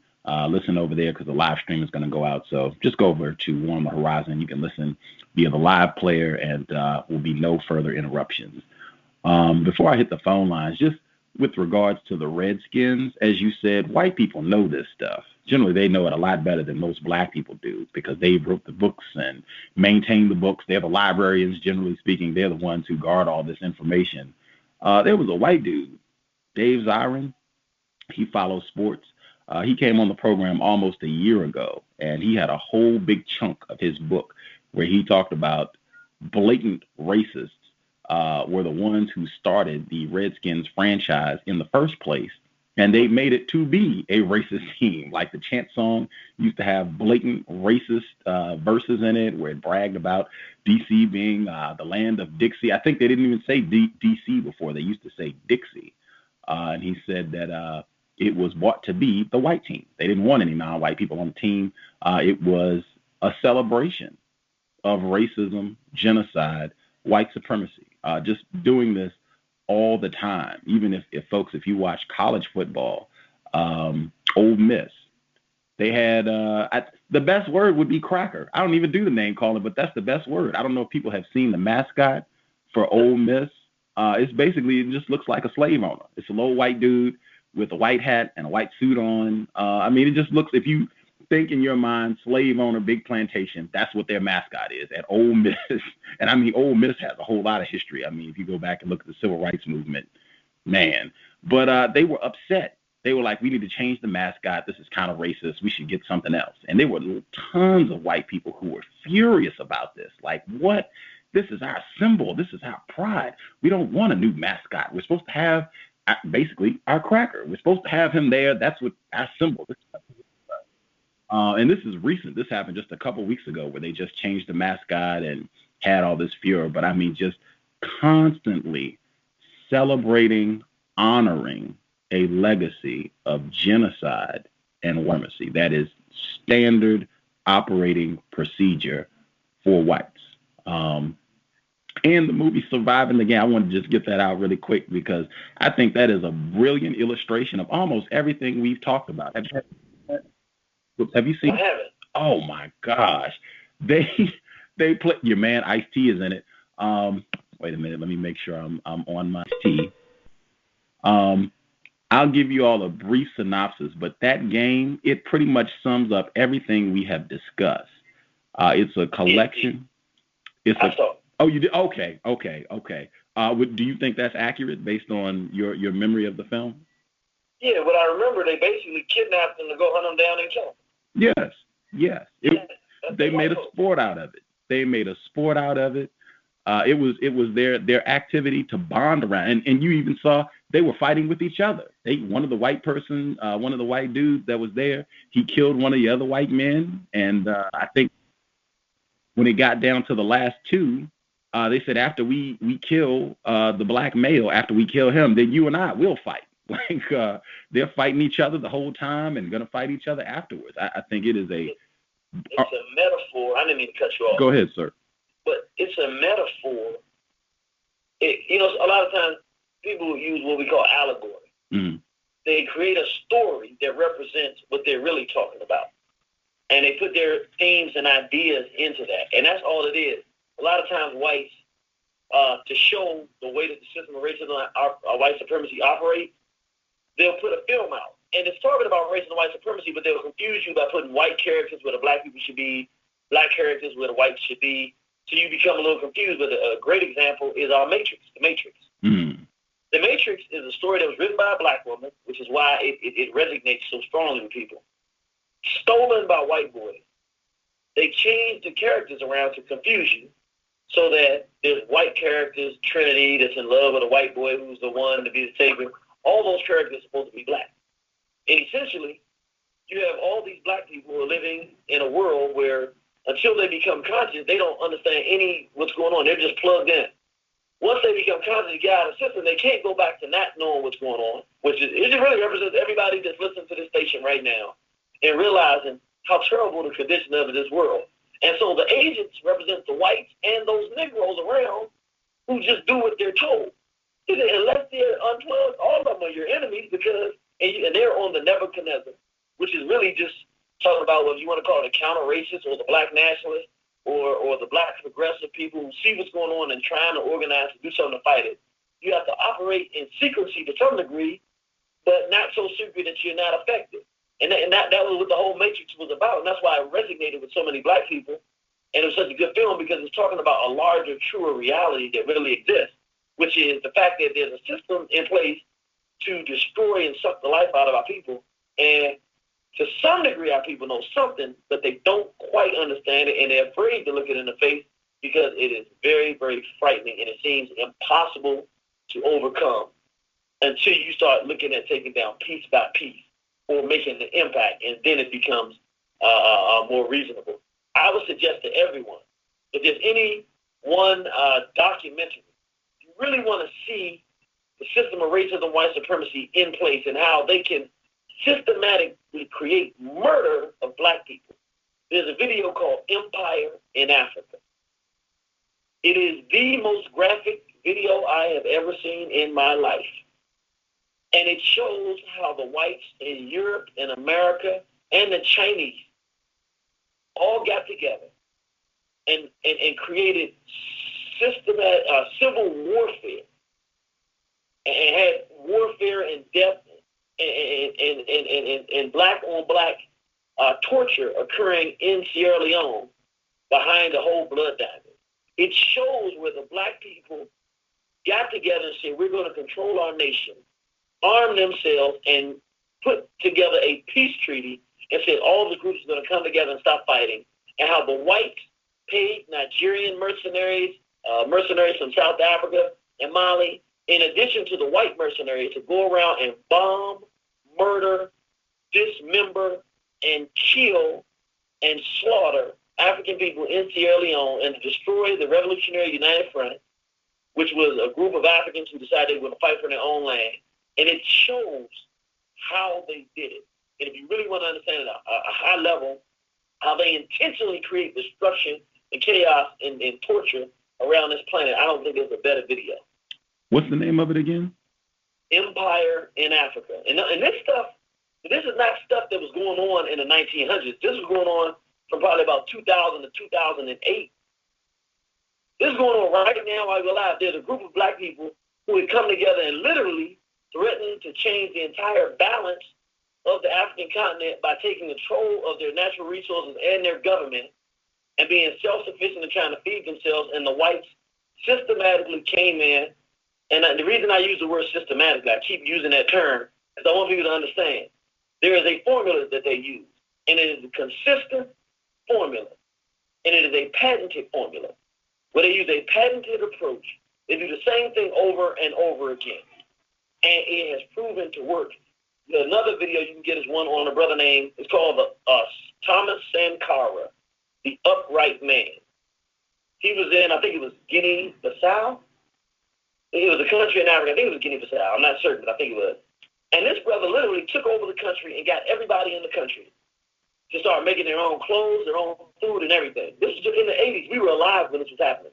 He completely was, again, about to change the balance of Africa, and the Europeans came in, created internal conflict, and destroyed them. And if you look at what he was doing, you see that we have some things that can be answers, but we need to understand on every level part of, and this is part of the problem, and then we're going to go to the phone call, but I got to really say this, it's very critical. Matter of fact, the most important part of fighting racism and white supremacy is not understanding how the system works. It's to understand that whites are permanently evil and they're our enemies, all of them. It doesn't mean that you don't take help from them, but it means you take that help with the understanding that you're going to destroy them too the moment you get the chance. You're not taking the help because they're your friends. You're taking your help because we need as much resources as we can get to destroy them. If you're thinking anything else in your mind, you're thinking wrong. That is why we have not been successful in dealing with whites, because in the history of the world, the one thing whites have never faced, see, they face groups who are trying to fight them. They face groups who are trying to defend themselves against whites. They face groups who have invaded their homeland for the purpose of ruling. They're the only group that have gone around with the intent of destroying and annihilating other groups of people. They're the only ones that can say, hey, we went to Tasmania, and there was this number there when we got there, and we remember the day and time that we killed the last one. Never before in the history of the world, to my knowledge, never before have they faced an organized group of people saying, our intention is to do to you what you've been trying to do to us, to eliminate you to the last one. We're not trying to get justice. We're not trying to get freedom. We want you gone. And I think that it would be the best thing for every black person and anybody else who understands the necessity of trying to save this planet or save their race against the aggression of white folks, that we should, for the first time in the history of the world, we should invite them to the party. With that said, I will hit the phone lines. And this discussion, I'm just moving to the phone lines, not because I'm not interested in that dialogue, but because the conversation is going to come up again all day this Saturday, the roundtable. That will be the whole discussion, the genocide of white people. Not what they've done to us, but should black people, victims of white supremacy, consider seriously eradicating the entire white race? This Saturday, the roundtable, that is Saturday, November 27th. Showtime is 7 p.m. Eastern, 6 p.m. Central, and 4 p.m. Pacific. This conversation will begin again with a lot more people, too. Person who called in, last four digits, 2736. 2736, your line is open. Did you have a question for the Irritated Genie of Soufeese? Yes, greetings. Good evening. One, I had an observation. Me and Vickers were actually talking about that Cleveland Indians mascot a few weeks back, and we were like, we were just kind of contemplating, like, what if this was a, instead of that red skin, what if he had like brown skin? Like, what would the title of the team be? And we were thinking, like, would it be like Sambo or Coon? Like the picture is just so coon. It's just like outrageous. It is terrible. And the other thing I would say is, I don't know if you heard about the Native American group in Colorado who started that intramural team called the Fighting Whitey, where they had like a caricature of like a Leave It to Beaver style dad, like as their mascot, like as their visual mascot. I guess my question to you would, how much more effective would it have been for them to keep the same name, but for them to have, as their mascot, as their visual, a collage of all, white mistreatment and genocide towards all non-white people on the face of the earth? How much more constructive do you think that would be? I think that's a very good question. I got to process that for a minute, because I didn't see the actual visual, and I'm a very visual person. So, to get the weight of how it hit visually, I would have to see it. But I would think, okay, I'll say this. And I have to give Gus some credit for this, part of the credit, and also people like Dr. Khalid Abdul Muhammad, and just my history, some of the history that I've had doing lectures. One thing I've noticed is that I think it's important to concentrate on the history that whites, or what they've done to the rest of the world. I agree with you. The basic point that I think that you're getting to is that we got to start showing what they've done to people. I'm going to tell you something. I realize that's one of the things that we have not done properly, but there's a balance to that. if you do that too much and don't show people kicking the cracker's ass, you actually do more harm than good because people start feeling like he's impossible to defeat. In addition to something like what you're talking about, we have to start consistently showing black people whooping the white boy's ass. I don't care if it's like there's a video that went around for a brother in D.C., white boy was telling him to turn on his music, and he clocked his white boy in the head a few times. I loved it. Because it's just good to see us aggressing against whites and winning. One thing I noticed that they do, whenever we beat them, and I don't want you to let that brother go, because I know you got more stuff you want to say, and I'm taking a long answer, so I want him to stay on, say whatever he wants to say. But one of the things I notice is, whenever they take a loss to black people, they write it out of history. And I understand why, because once we see black people progressing against whites, we start to do it. I think what we need more of mascots, I think would be a good mascot is a black man kicking a crack in the behind. Or stepping on top of a white boy that's on the ground and his foot on top of the white boy's head. We need more stuff like that, or a Native American taking a bow and arrow and shooting a bow and arrow through the white boy's neck or something, We need the kind of images to start appealing to black male aggression so we can whoop these white boys behind, because that's where this thing is going. You still there, bro? I agree. Yeah, I agree. I guess the only other thing I would say is that the current mascot that the Native American team had, the commentators on Fox News, they loved it. So, just saying. Wow. That is interesting. Wow. See how they feel if someone can come up with the mascot of the black person with their foot on top of a white person, and see how they feel about that one. Or the cover that is up for the Cows now with the white child on the front of the Notorious B.I.G. album, Ready to Die. See how they feel about that. Unfortunately, my screen locked at Blog Talk, so I can't get any of the other folks who called in at Blog Talk on. So what you all are going to have to do, if you really want to ask your question or continue, or if you really want to ask a question, if you're just listening and you called in at Blog Talk Radio, you're good. Just hang out on the phone and, listen away. If you actually want to talk and you called in at Blog Talk Radio, you're going to have to hang up and dial the free HD number. That number is 760-569-7676. The code is 948656. So let me give it to you again. This is for folks. If you're listening at War on the Horizon, or if you're listening at Blog Talk and you just want to dial in to ask a question, it is 760-569-7676, and the code is 948656. I will get your question. You just got to call in at free HD, and we'll knock it out. D-Train, if you're still there, I cannot do anything with you, so you're just hanging out if you want to ask questions or what have you, because I don't have a switchboard at Blog Talk anymore. Okay, I'll mute for right now then. Okay, cool. And again, and he has his own program here at Blog Talk Radio, Reckless 2.0, where they talk exclusively about racism, white supremacy. I've been able to call in and chat with those folks as well. They have very constructive information. It is Reckless 2.0. Person who called in, last four digits, 7012. 7012, your line is open. Did you have a question?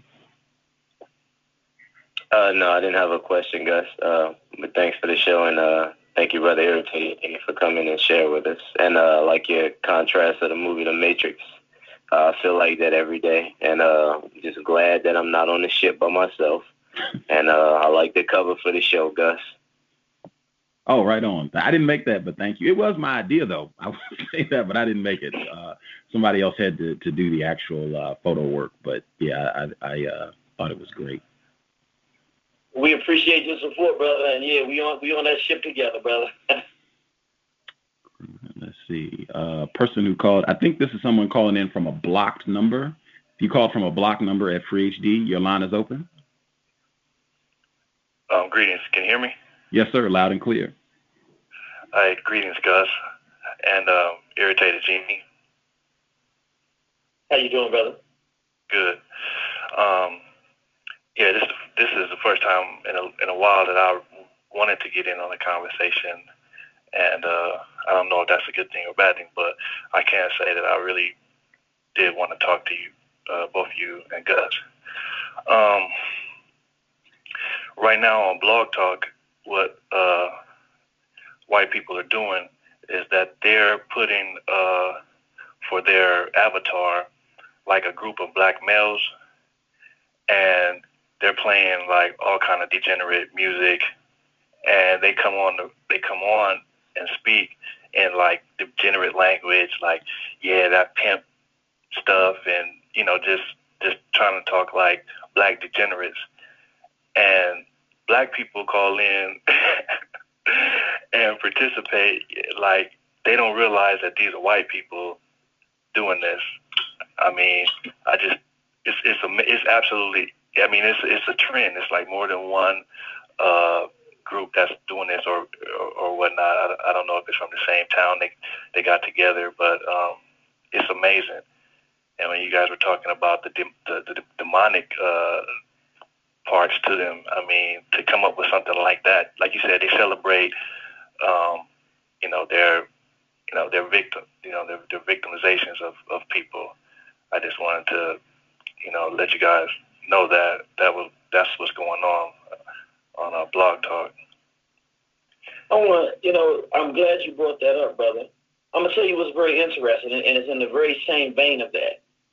The small hat, the white so-called Jew, small hat, is the intellectual capital of the modern context of racism, white supremacy. The modern, right now, how it's working. They're the ones running it, for the most part. And I never forget, I was watching the whole issue of the N-word, and Bill Cosby saying we shouldn't use that. Now, people don't really understand that, but the small hat is an intellectual scientist, an engineer. He understands that if we remove that word from the equation, it is very difficult to make black people sit around and tolerate abuse and not start fighting. If they're not Christians, they're going to start fighting. As long as you got to give us something to hate and feed on ourselves, and they understand that because they're the ones that created the term, and they're the ones that keep promoting and putting the people up in our community who promote it, like NWA, small hat manager, Richard Pryor, small hat managers and stuff like that. So I remember when Bill Cosby came out and spoke out against the N-word, and it was the funniest thing in the world. You got, I don't know if he's a small hat or not, but I don't think he is. You got Sean Hannity. But then you have Combs, who's definitely a small hat. And this particular day, Hannity wasn't there, and Oliver North was there. And I'm almost sure Oliver North is a redneck. I think he's an Anglo-Saxon. I don't think he's a small hat. And I'll never forget sitting there because it was real deep. It was about, should we call ourselves the N-word? And I'll never forget this as long as I live, man. That redneck Oliver North, who we know is a racist, he's the one that went out and started the crack epidemic. He's the one that went and brokered the deal to bring crack into the black community in exchange for guns to arm the Congress of Nicaragua to overthrow the government. So he was involved in the process of genocide against black people. I never get that Peckerwood said, this is really sad that we have done so much damage to you black people that we actually have you defending the use of a term to insult yourself. We really done. He said this. The cracker said this. Wow. He said, wow. He said, we really done you bad. And the craziest part, this is the part that, this is what makes you really want to go out and hang a Jew tonight. Hey, Gus, I do have a question, too, if just anyone you forget it. Yeah, you good. No problem. As soon as I finish, we'll go right back to you, bro. The crazy thing is that Combs, the small hat, the small hat, started arguing and saying, no, black people want to use that term, it's okay. And I said, wow, like you said, the demonism of it. The redneck is kind of a slew-footed brute. He sees what's happening, and his answer to it is, wow, we've really done a lot of damage to y'all. The small hat is like, no, don't stop him from doing this. No, it's cool to keep doing it. And he's advocating to the world that we keep calling ourselves the N-word. Go ahead, brother. Yeah, I actually seen that with black nationalist Professor X from the X Clan. Just real quick, he was on the radio and he asked for input. And someone called in and said they didn't appreciate him using the N-word. And, he tried to defend it, and it wasn't really successful as far as, the dialogue was going between the both of them. Then a white lady called in and said that she had a biracial child, and it's deeper than the N-word. Like, defended this dude calling himself, Professor X. This white lady, it was something else. But my question is, I'm gonna ask the question. Wait a minute, what happened with that? So wait a minute. Professor X is saying we should call ourselves the N-word. The white female is agreeing that we should call ourselves the N-word. Yeah. What did he do once he realized the white female was supporting us calling ourselves the N-word? He agreed with her. He agreed. He said he's from the streets and he talks. He talks street talk, and he's a black nationalist. It was exactly. I mean, he did the SETI spill, man, to a T. I mean, exactly. It was incredible. I mean, Professor X, something that I would never. It was incredible, man. I just couldn't believe it. He said he was a counter-racist? He said he was a black nationalist. Can you believe this counter-racist? No. Black nationalist. That's what he called himself. Red, black, and green. X-Clan, okay? I think this brother been on long enough. You had another thing you wanted to say, brother. Yes, sir, man. I'm enjoying it. I've been using the term rogue biology. I do see white as a cancer. I see them as just having, just being rogue biology, just like a cancer cell that is basically rogue in the body, and it's multiplying. I mean, it's splitting and reproducing itself and just trying to take over the body till it dies. But one thing I've been learning about the cures of cancer is you have to change the environment. Once you change the body's environment, which is done, holistically or however, you basically change the body from a toxic body to a body that the cancer can't live in. And I think that's something that I've been working with, and I think that's what's missing, is that we got to get ourselves together, man. I mean, I agree with the analogy that they're cancer, but to kill a cancer, you have to change the body, the environment. So, a name for like a black team, Coon Illuminati. I think somebody brought that up. I mean, that would be a name for a team, Coon Illuminati. Stuff like that. I think it just it's toxic. It's toxic to the body, and the cancer lives in toxicity. What do you think about that? I definitely like the analogy, but I'm just, I'm a straight talker. Does the answer, in terms of creating a different environment, does it create an environment where all of the whites are going to be gone? Yes. Then I agree with it. They can't live in an environment where there's not toxicity. So I'm not blaming the victim, but just like I said, with the folks that call in to the blog talk show where white people are programming it, and it's mad degeneracy, and I mean, that's like a fishing hook. That's like some crazy bait of degeneracy that gets you into causing your own disease in a way. I mean, I do have to challenge what you're saying to one degree now. I have to say this. I don't like any answer that sounds passive to me, and it's beginning to sound passive. I'm going to tell you why I say that. I study things, and one of the things I study is good and evil, just as concepts. The advantage that good has over evil is that the weight of it is stronger. It has impatience. In other words, if you got a good person or good people, and somebody evil comes around and begins to create disruption, there's a very short fuse on the good because it can't continue to prosper and have peace and avoid chaos with evil around like that. So it has to stomp it out. It has to become extremist in order to preserve the good. So it's a stronger force. The power of evil is that it's patient.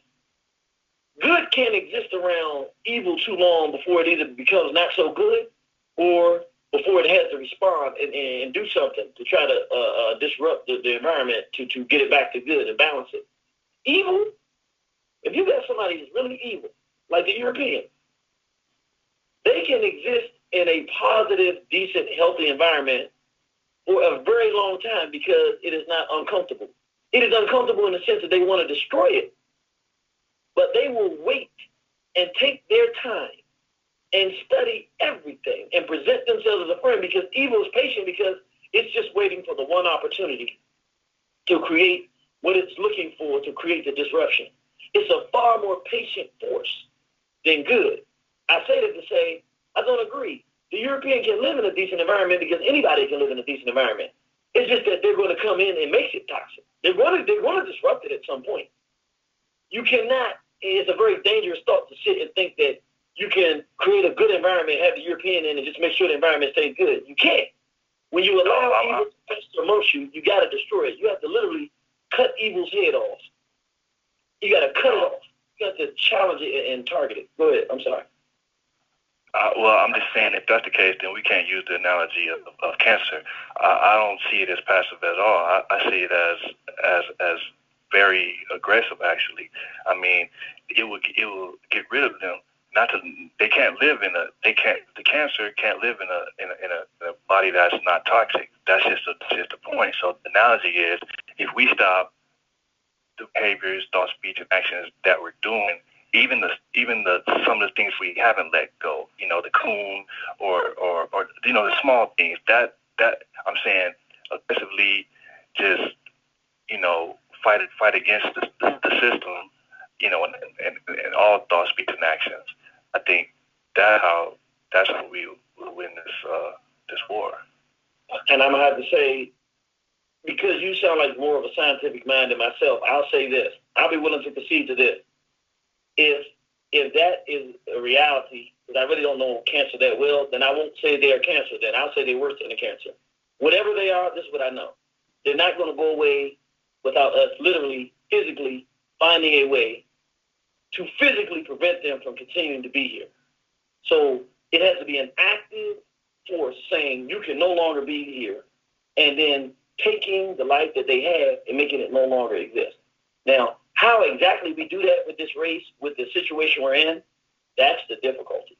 What needs to be done, though, is not a difficulty need. They need death, like quick, immediate, efficient, effective death. And how to get that result, I don't know, but, that's why we have these dialogues. Right. I agree with you on that. I just feel like we need to hurry up and get with the how. And I'm working on that, and I see that as a how. But using that cancer analogy and really understanding it. But thanks for answering my question, and thanks for taking my call, Gus. Sure, for sure. And thanks for tuning in, brother, and keep calling back, because you definitely sound like a brother that's working on a solution, and I like that. Yeah, I definitely will. For sure. Before I hit the next call, I did want to ask, do you think it is possible to have a white race if you no longer have a system of white supremacy? Would it be possible for white people to survive if there was no system of white supremacy? Yeah, because they survived before they created the system of racist white supremacy. They just wait patiently till they create a new one. Okay. That would be, to me, it would be the most dangerous thing in the world. It's like, we've seen, there was a time when we can document that in the caves and hills of Europe, we had complete access to them if we wanted to in terms of militarily. We could have destroyed them. We didn't. They were unorganized, barbaric, bumbling idiots, humped over, walking on all fours. This is documented history. They've already been in a situation where they weren't in control.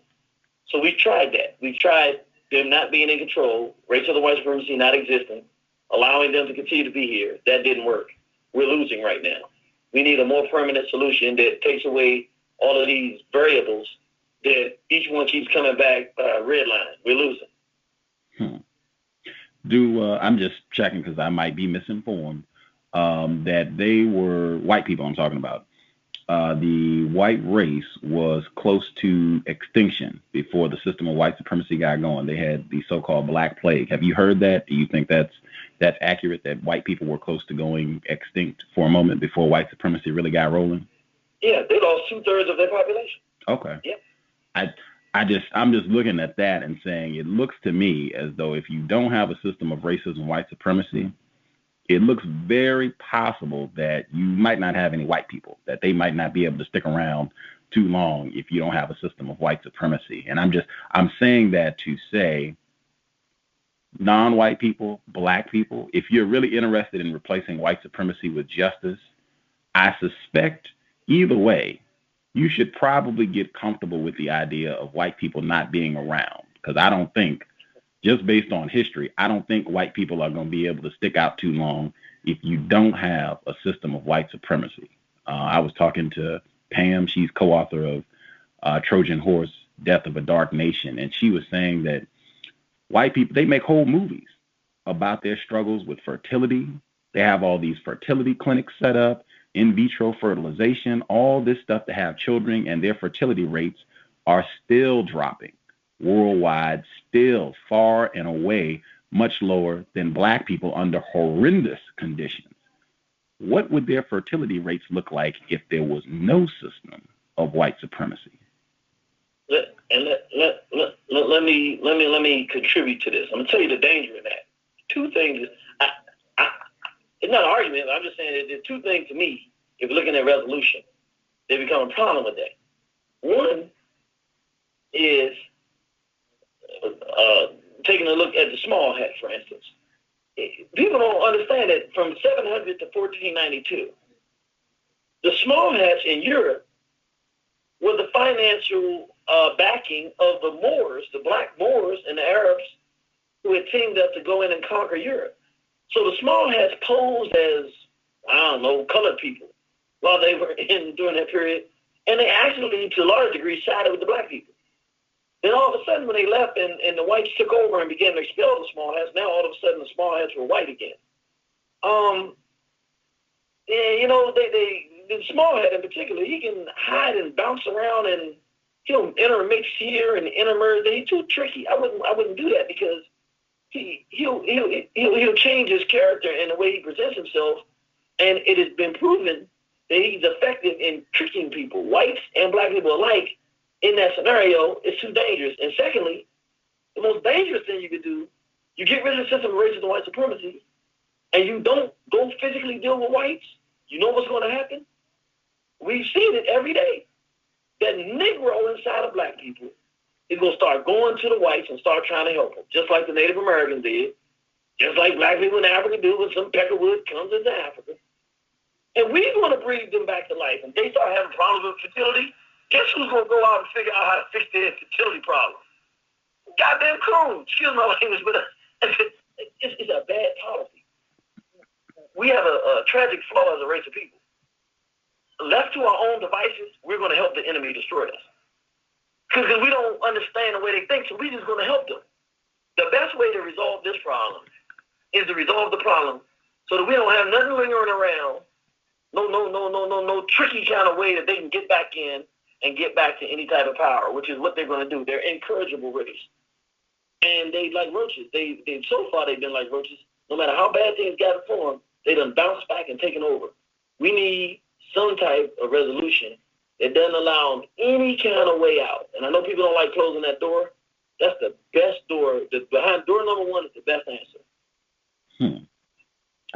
I'm not saying, don't think about total eradication of white people. I'm just saying that I think if that is correct, if white people might not be able to sustain themselves without white supremacy, people who might be squeamish about what you're saying, but saying that they do want to replace white supremacy with justice, they're just a little squeamish about what Jeannie's saying, that they, want white people to stick around. I just want them to think, even if we don't go that route, you might not have white people without a system of white supremacy. So you might have to make a decision. What's more important, having white people around or getting rid of white supremacy? Just something to think about. What is more important to you? Because you might have to pick. Ultimately, I think that is the decision. You have to pick one or the other. You want white people around, replace white supremacy with justice. Make a decision. Person who called in, last 4 digits, 5067. 5067, your line is open. Did you have a question? Yes, sir. Peace, family. Peace, Gus, Genie, and Justice. How you guys doing tonight? Fantastic, brother. Still victimized. I understand, brother. I'm in the deep south. I understand. But this is my, it's sort of a comment, but I would love to hear you guys' input on it. Like when I hear you guys talk about the demonism of the white race, the thing that came to my mind was the religion that they have. It's Satanism. And Satanism, for me, I've done a little research on it a couple of years ago.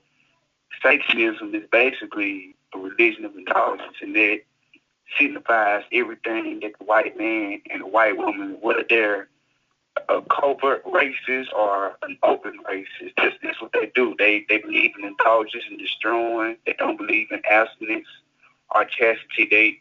They are just a naturally immoral people. That's why. And I don't mean to sound like I'm on some spookism type thing, but that's why you always see them on TV talking about they have mental illnesses and getting possessed by demons because like Dr. Walima Baruli said, they are a spiritually imbalanced people, and I think, and I don't mean to disagree with anything that you're saying, Brother Gus, but I think when it comes to white people, and this is coming from a person who used to be a so-called integrationist, I think the best way to deal with them is probably a complete eradication, because when I look at our ancestors in Kenya, especially the ancestor that Irritated Genie talks about all the time, Menkefra, Tahuti Mays, may peace be upon that ancestor.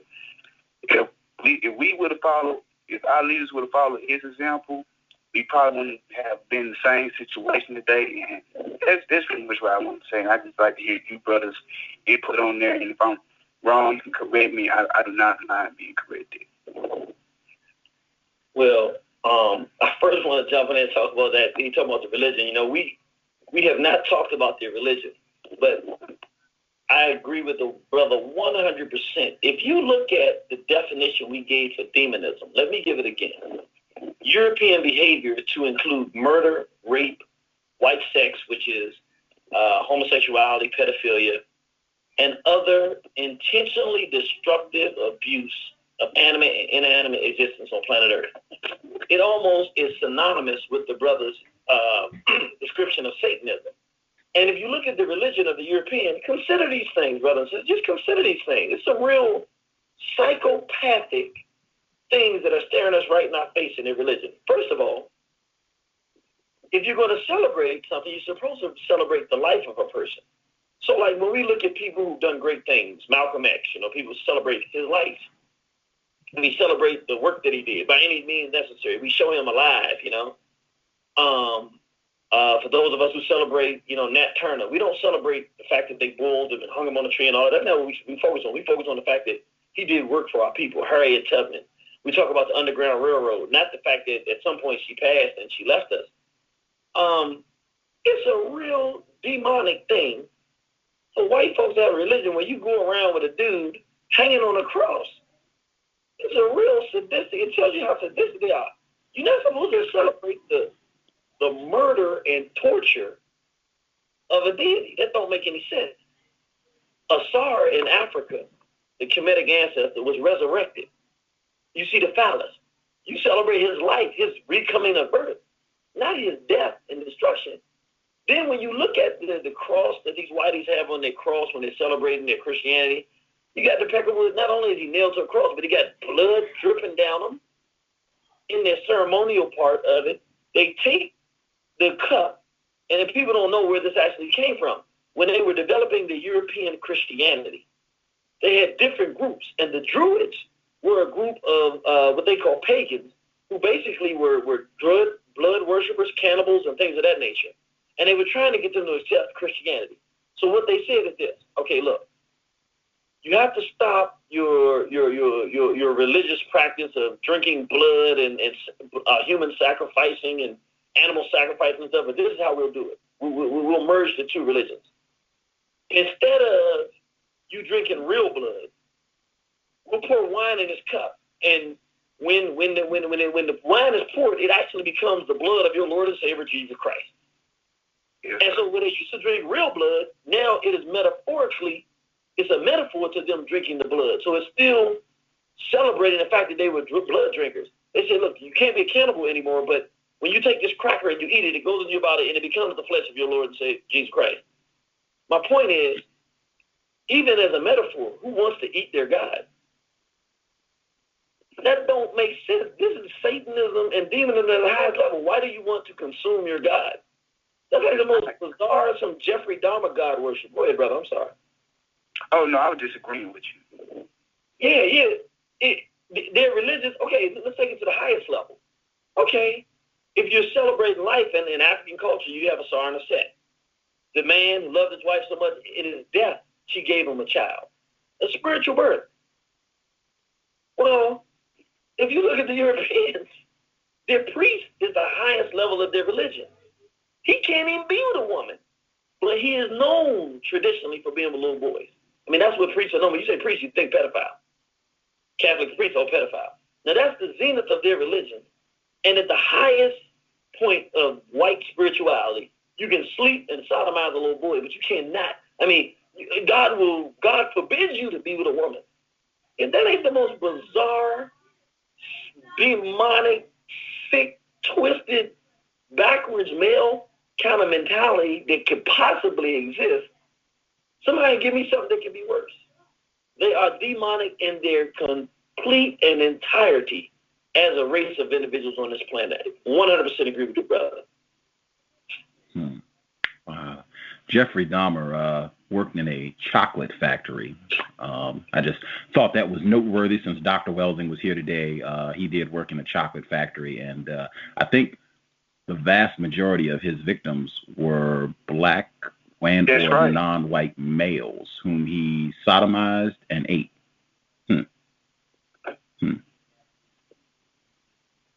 Yeah.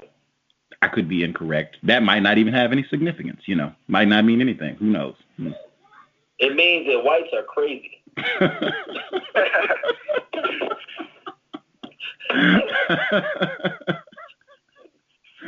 Wow. By the way, speaking of what Gus is saying, don't do it, brothers. I shouldn't even mention this, but I'm going to mention it, but please don't do it.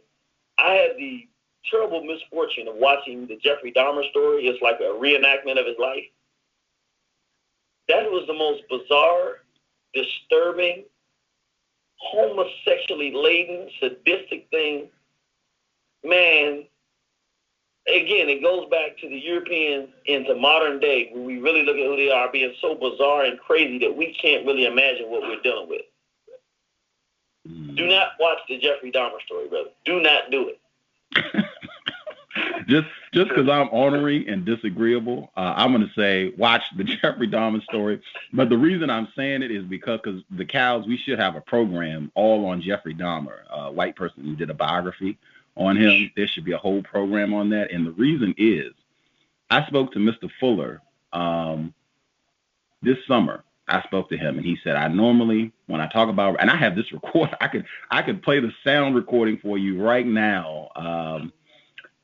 I won't do it. I'll play it at a later date. But at any rate, I spoke with Mr. Fuller this summer, and he said, I normally don't talk about racism, white supremacy, and actually put it on a specific person. Like I normally don't point at a white person and go, this is, if you just want the essence, the embodiment, the core of racism, white supremacy, bang, Fred. I normally don't do that. But he said with Jeffrey Dahmer, that's pretty much it. That's racism, white supremacy. That's what it's all about.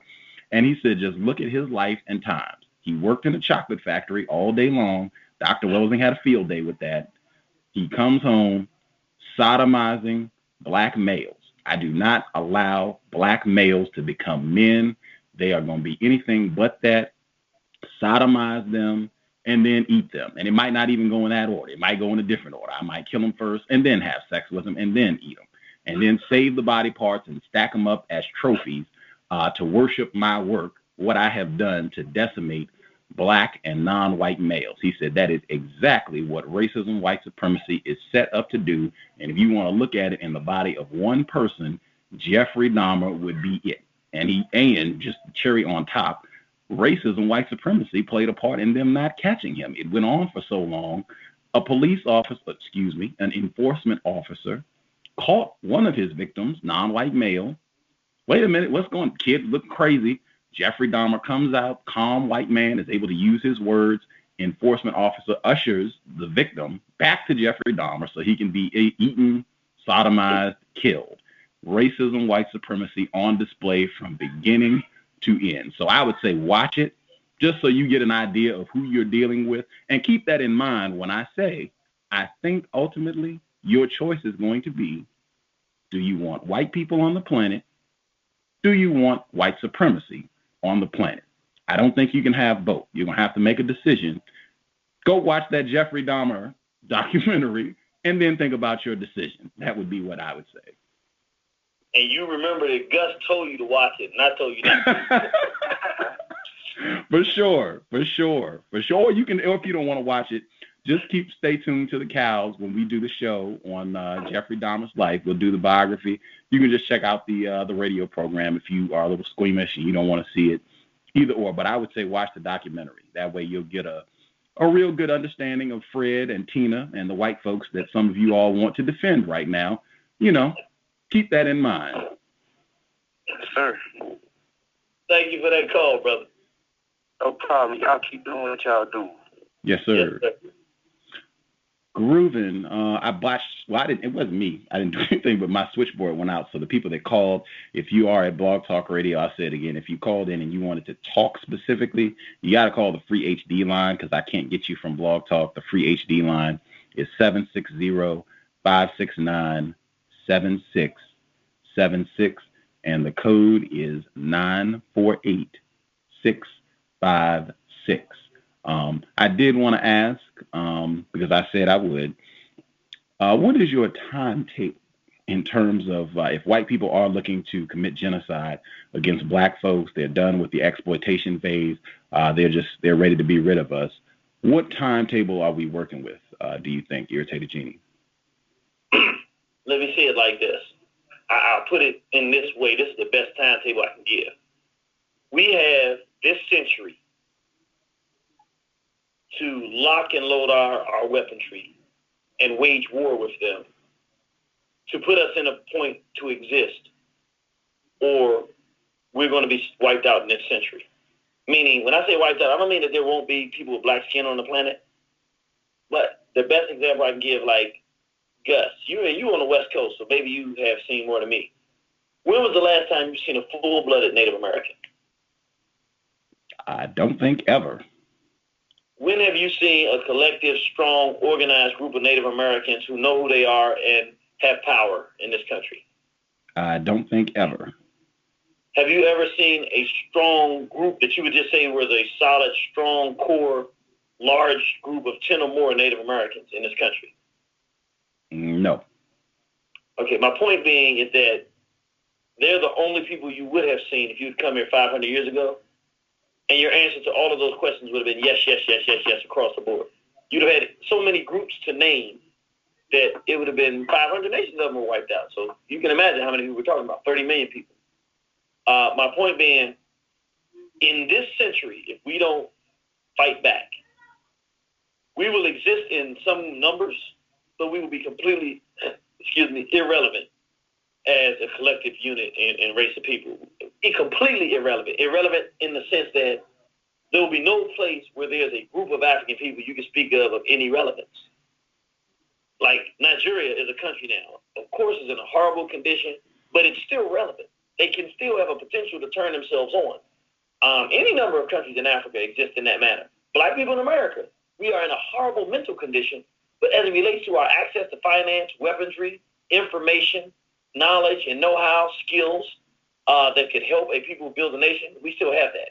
If we do not decide to take whatever it is we have today around the world, bring it together, and start inviting whites to the party. Everybody's out here to destroy, and with whites out here to commit genocide against other races.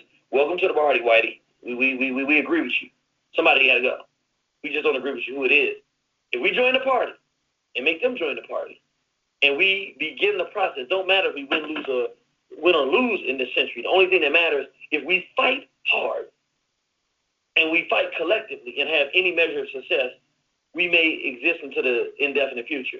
If we do not make that move and decision immediately in an effective manner before the end of this century, we're going to be exterminated in any relevance on this planet, period. I'm going to get the other person who called in, and we might get ready to wrap things up, but I appreciated the response. Person who called in, last 4 digits, 6325. 6325, your line is open. Can I be heard? Yes, sir. Yeah, I want to thank you guys for the program, Bond Trader, and I want to thank you guys. Wonderful program tonight.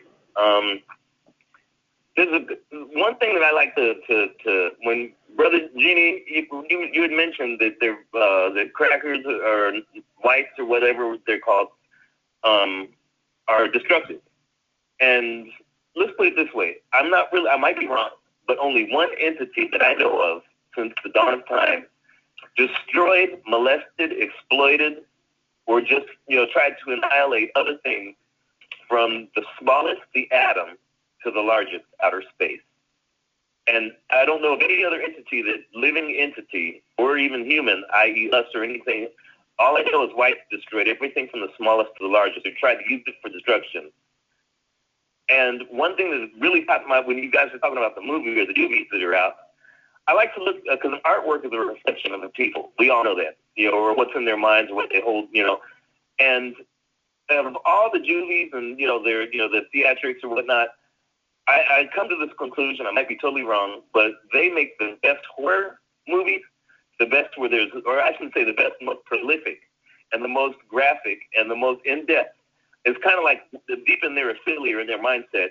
Horror movies, movies with gore, movies with destruction, whereas other cultures and races, I notice they do, always art, comedy, laughter, music, and things like that, but what they're very adept at, I might be wrong, but I think it's pretty much a conclusion of why they should be gotten rid of.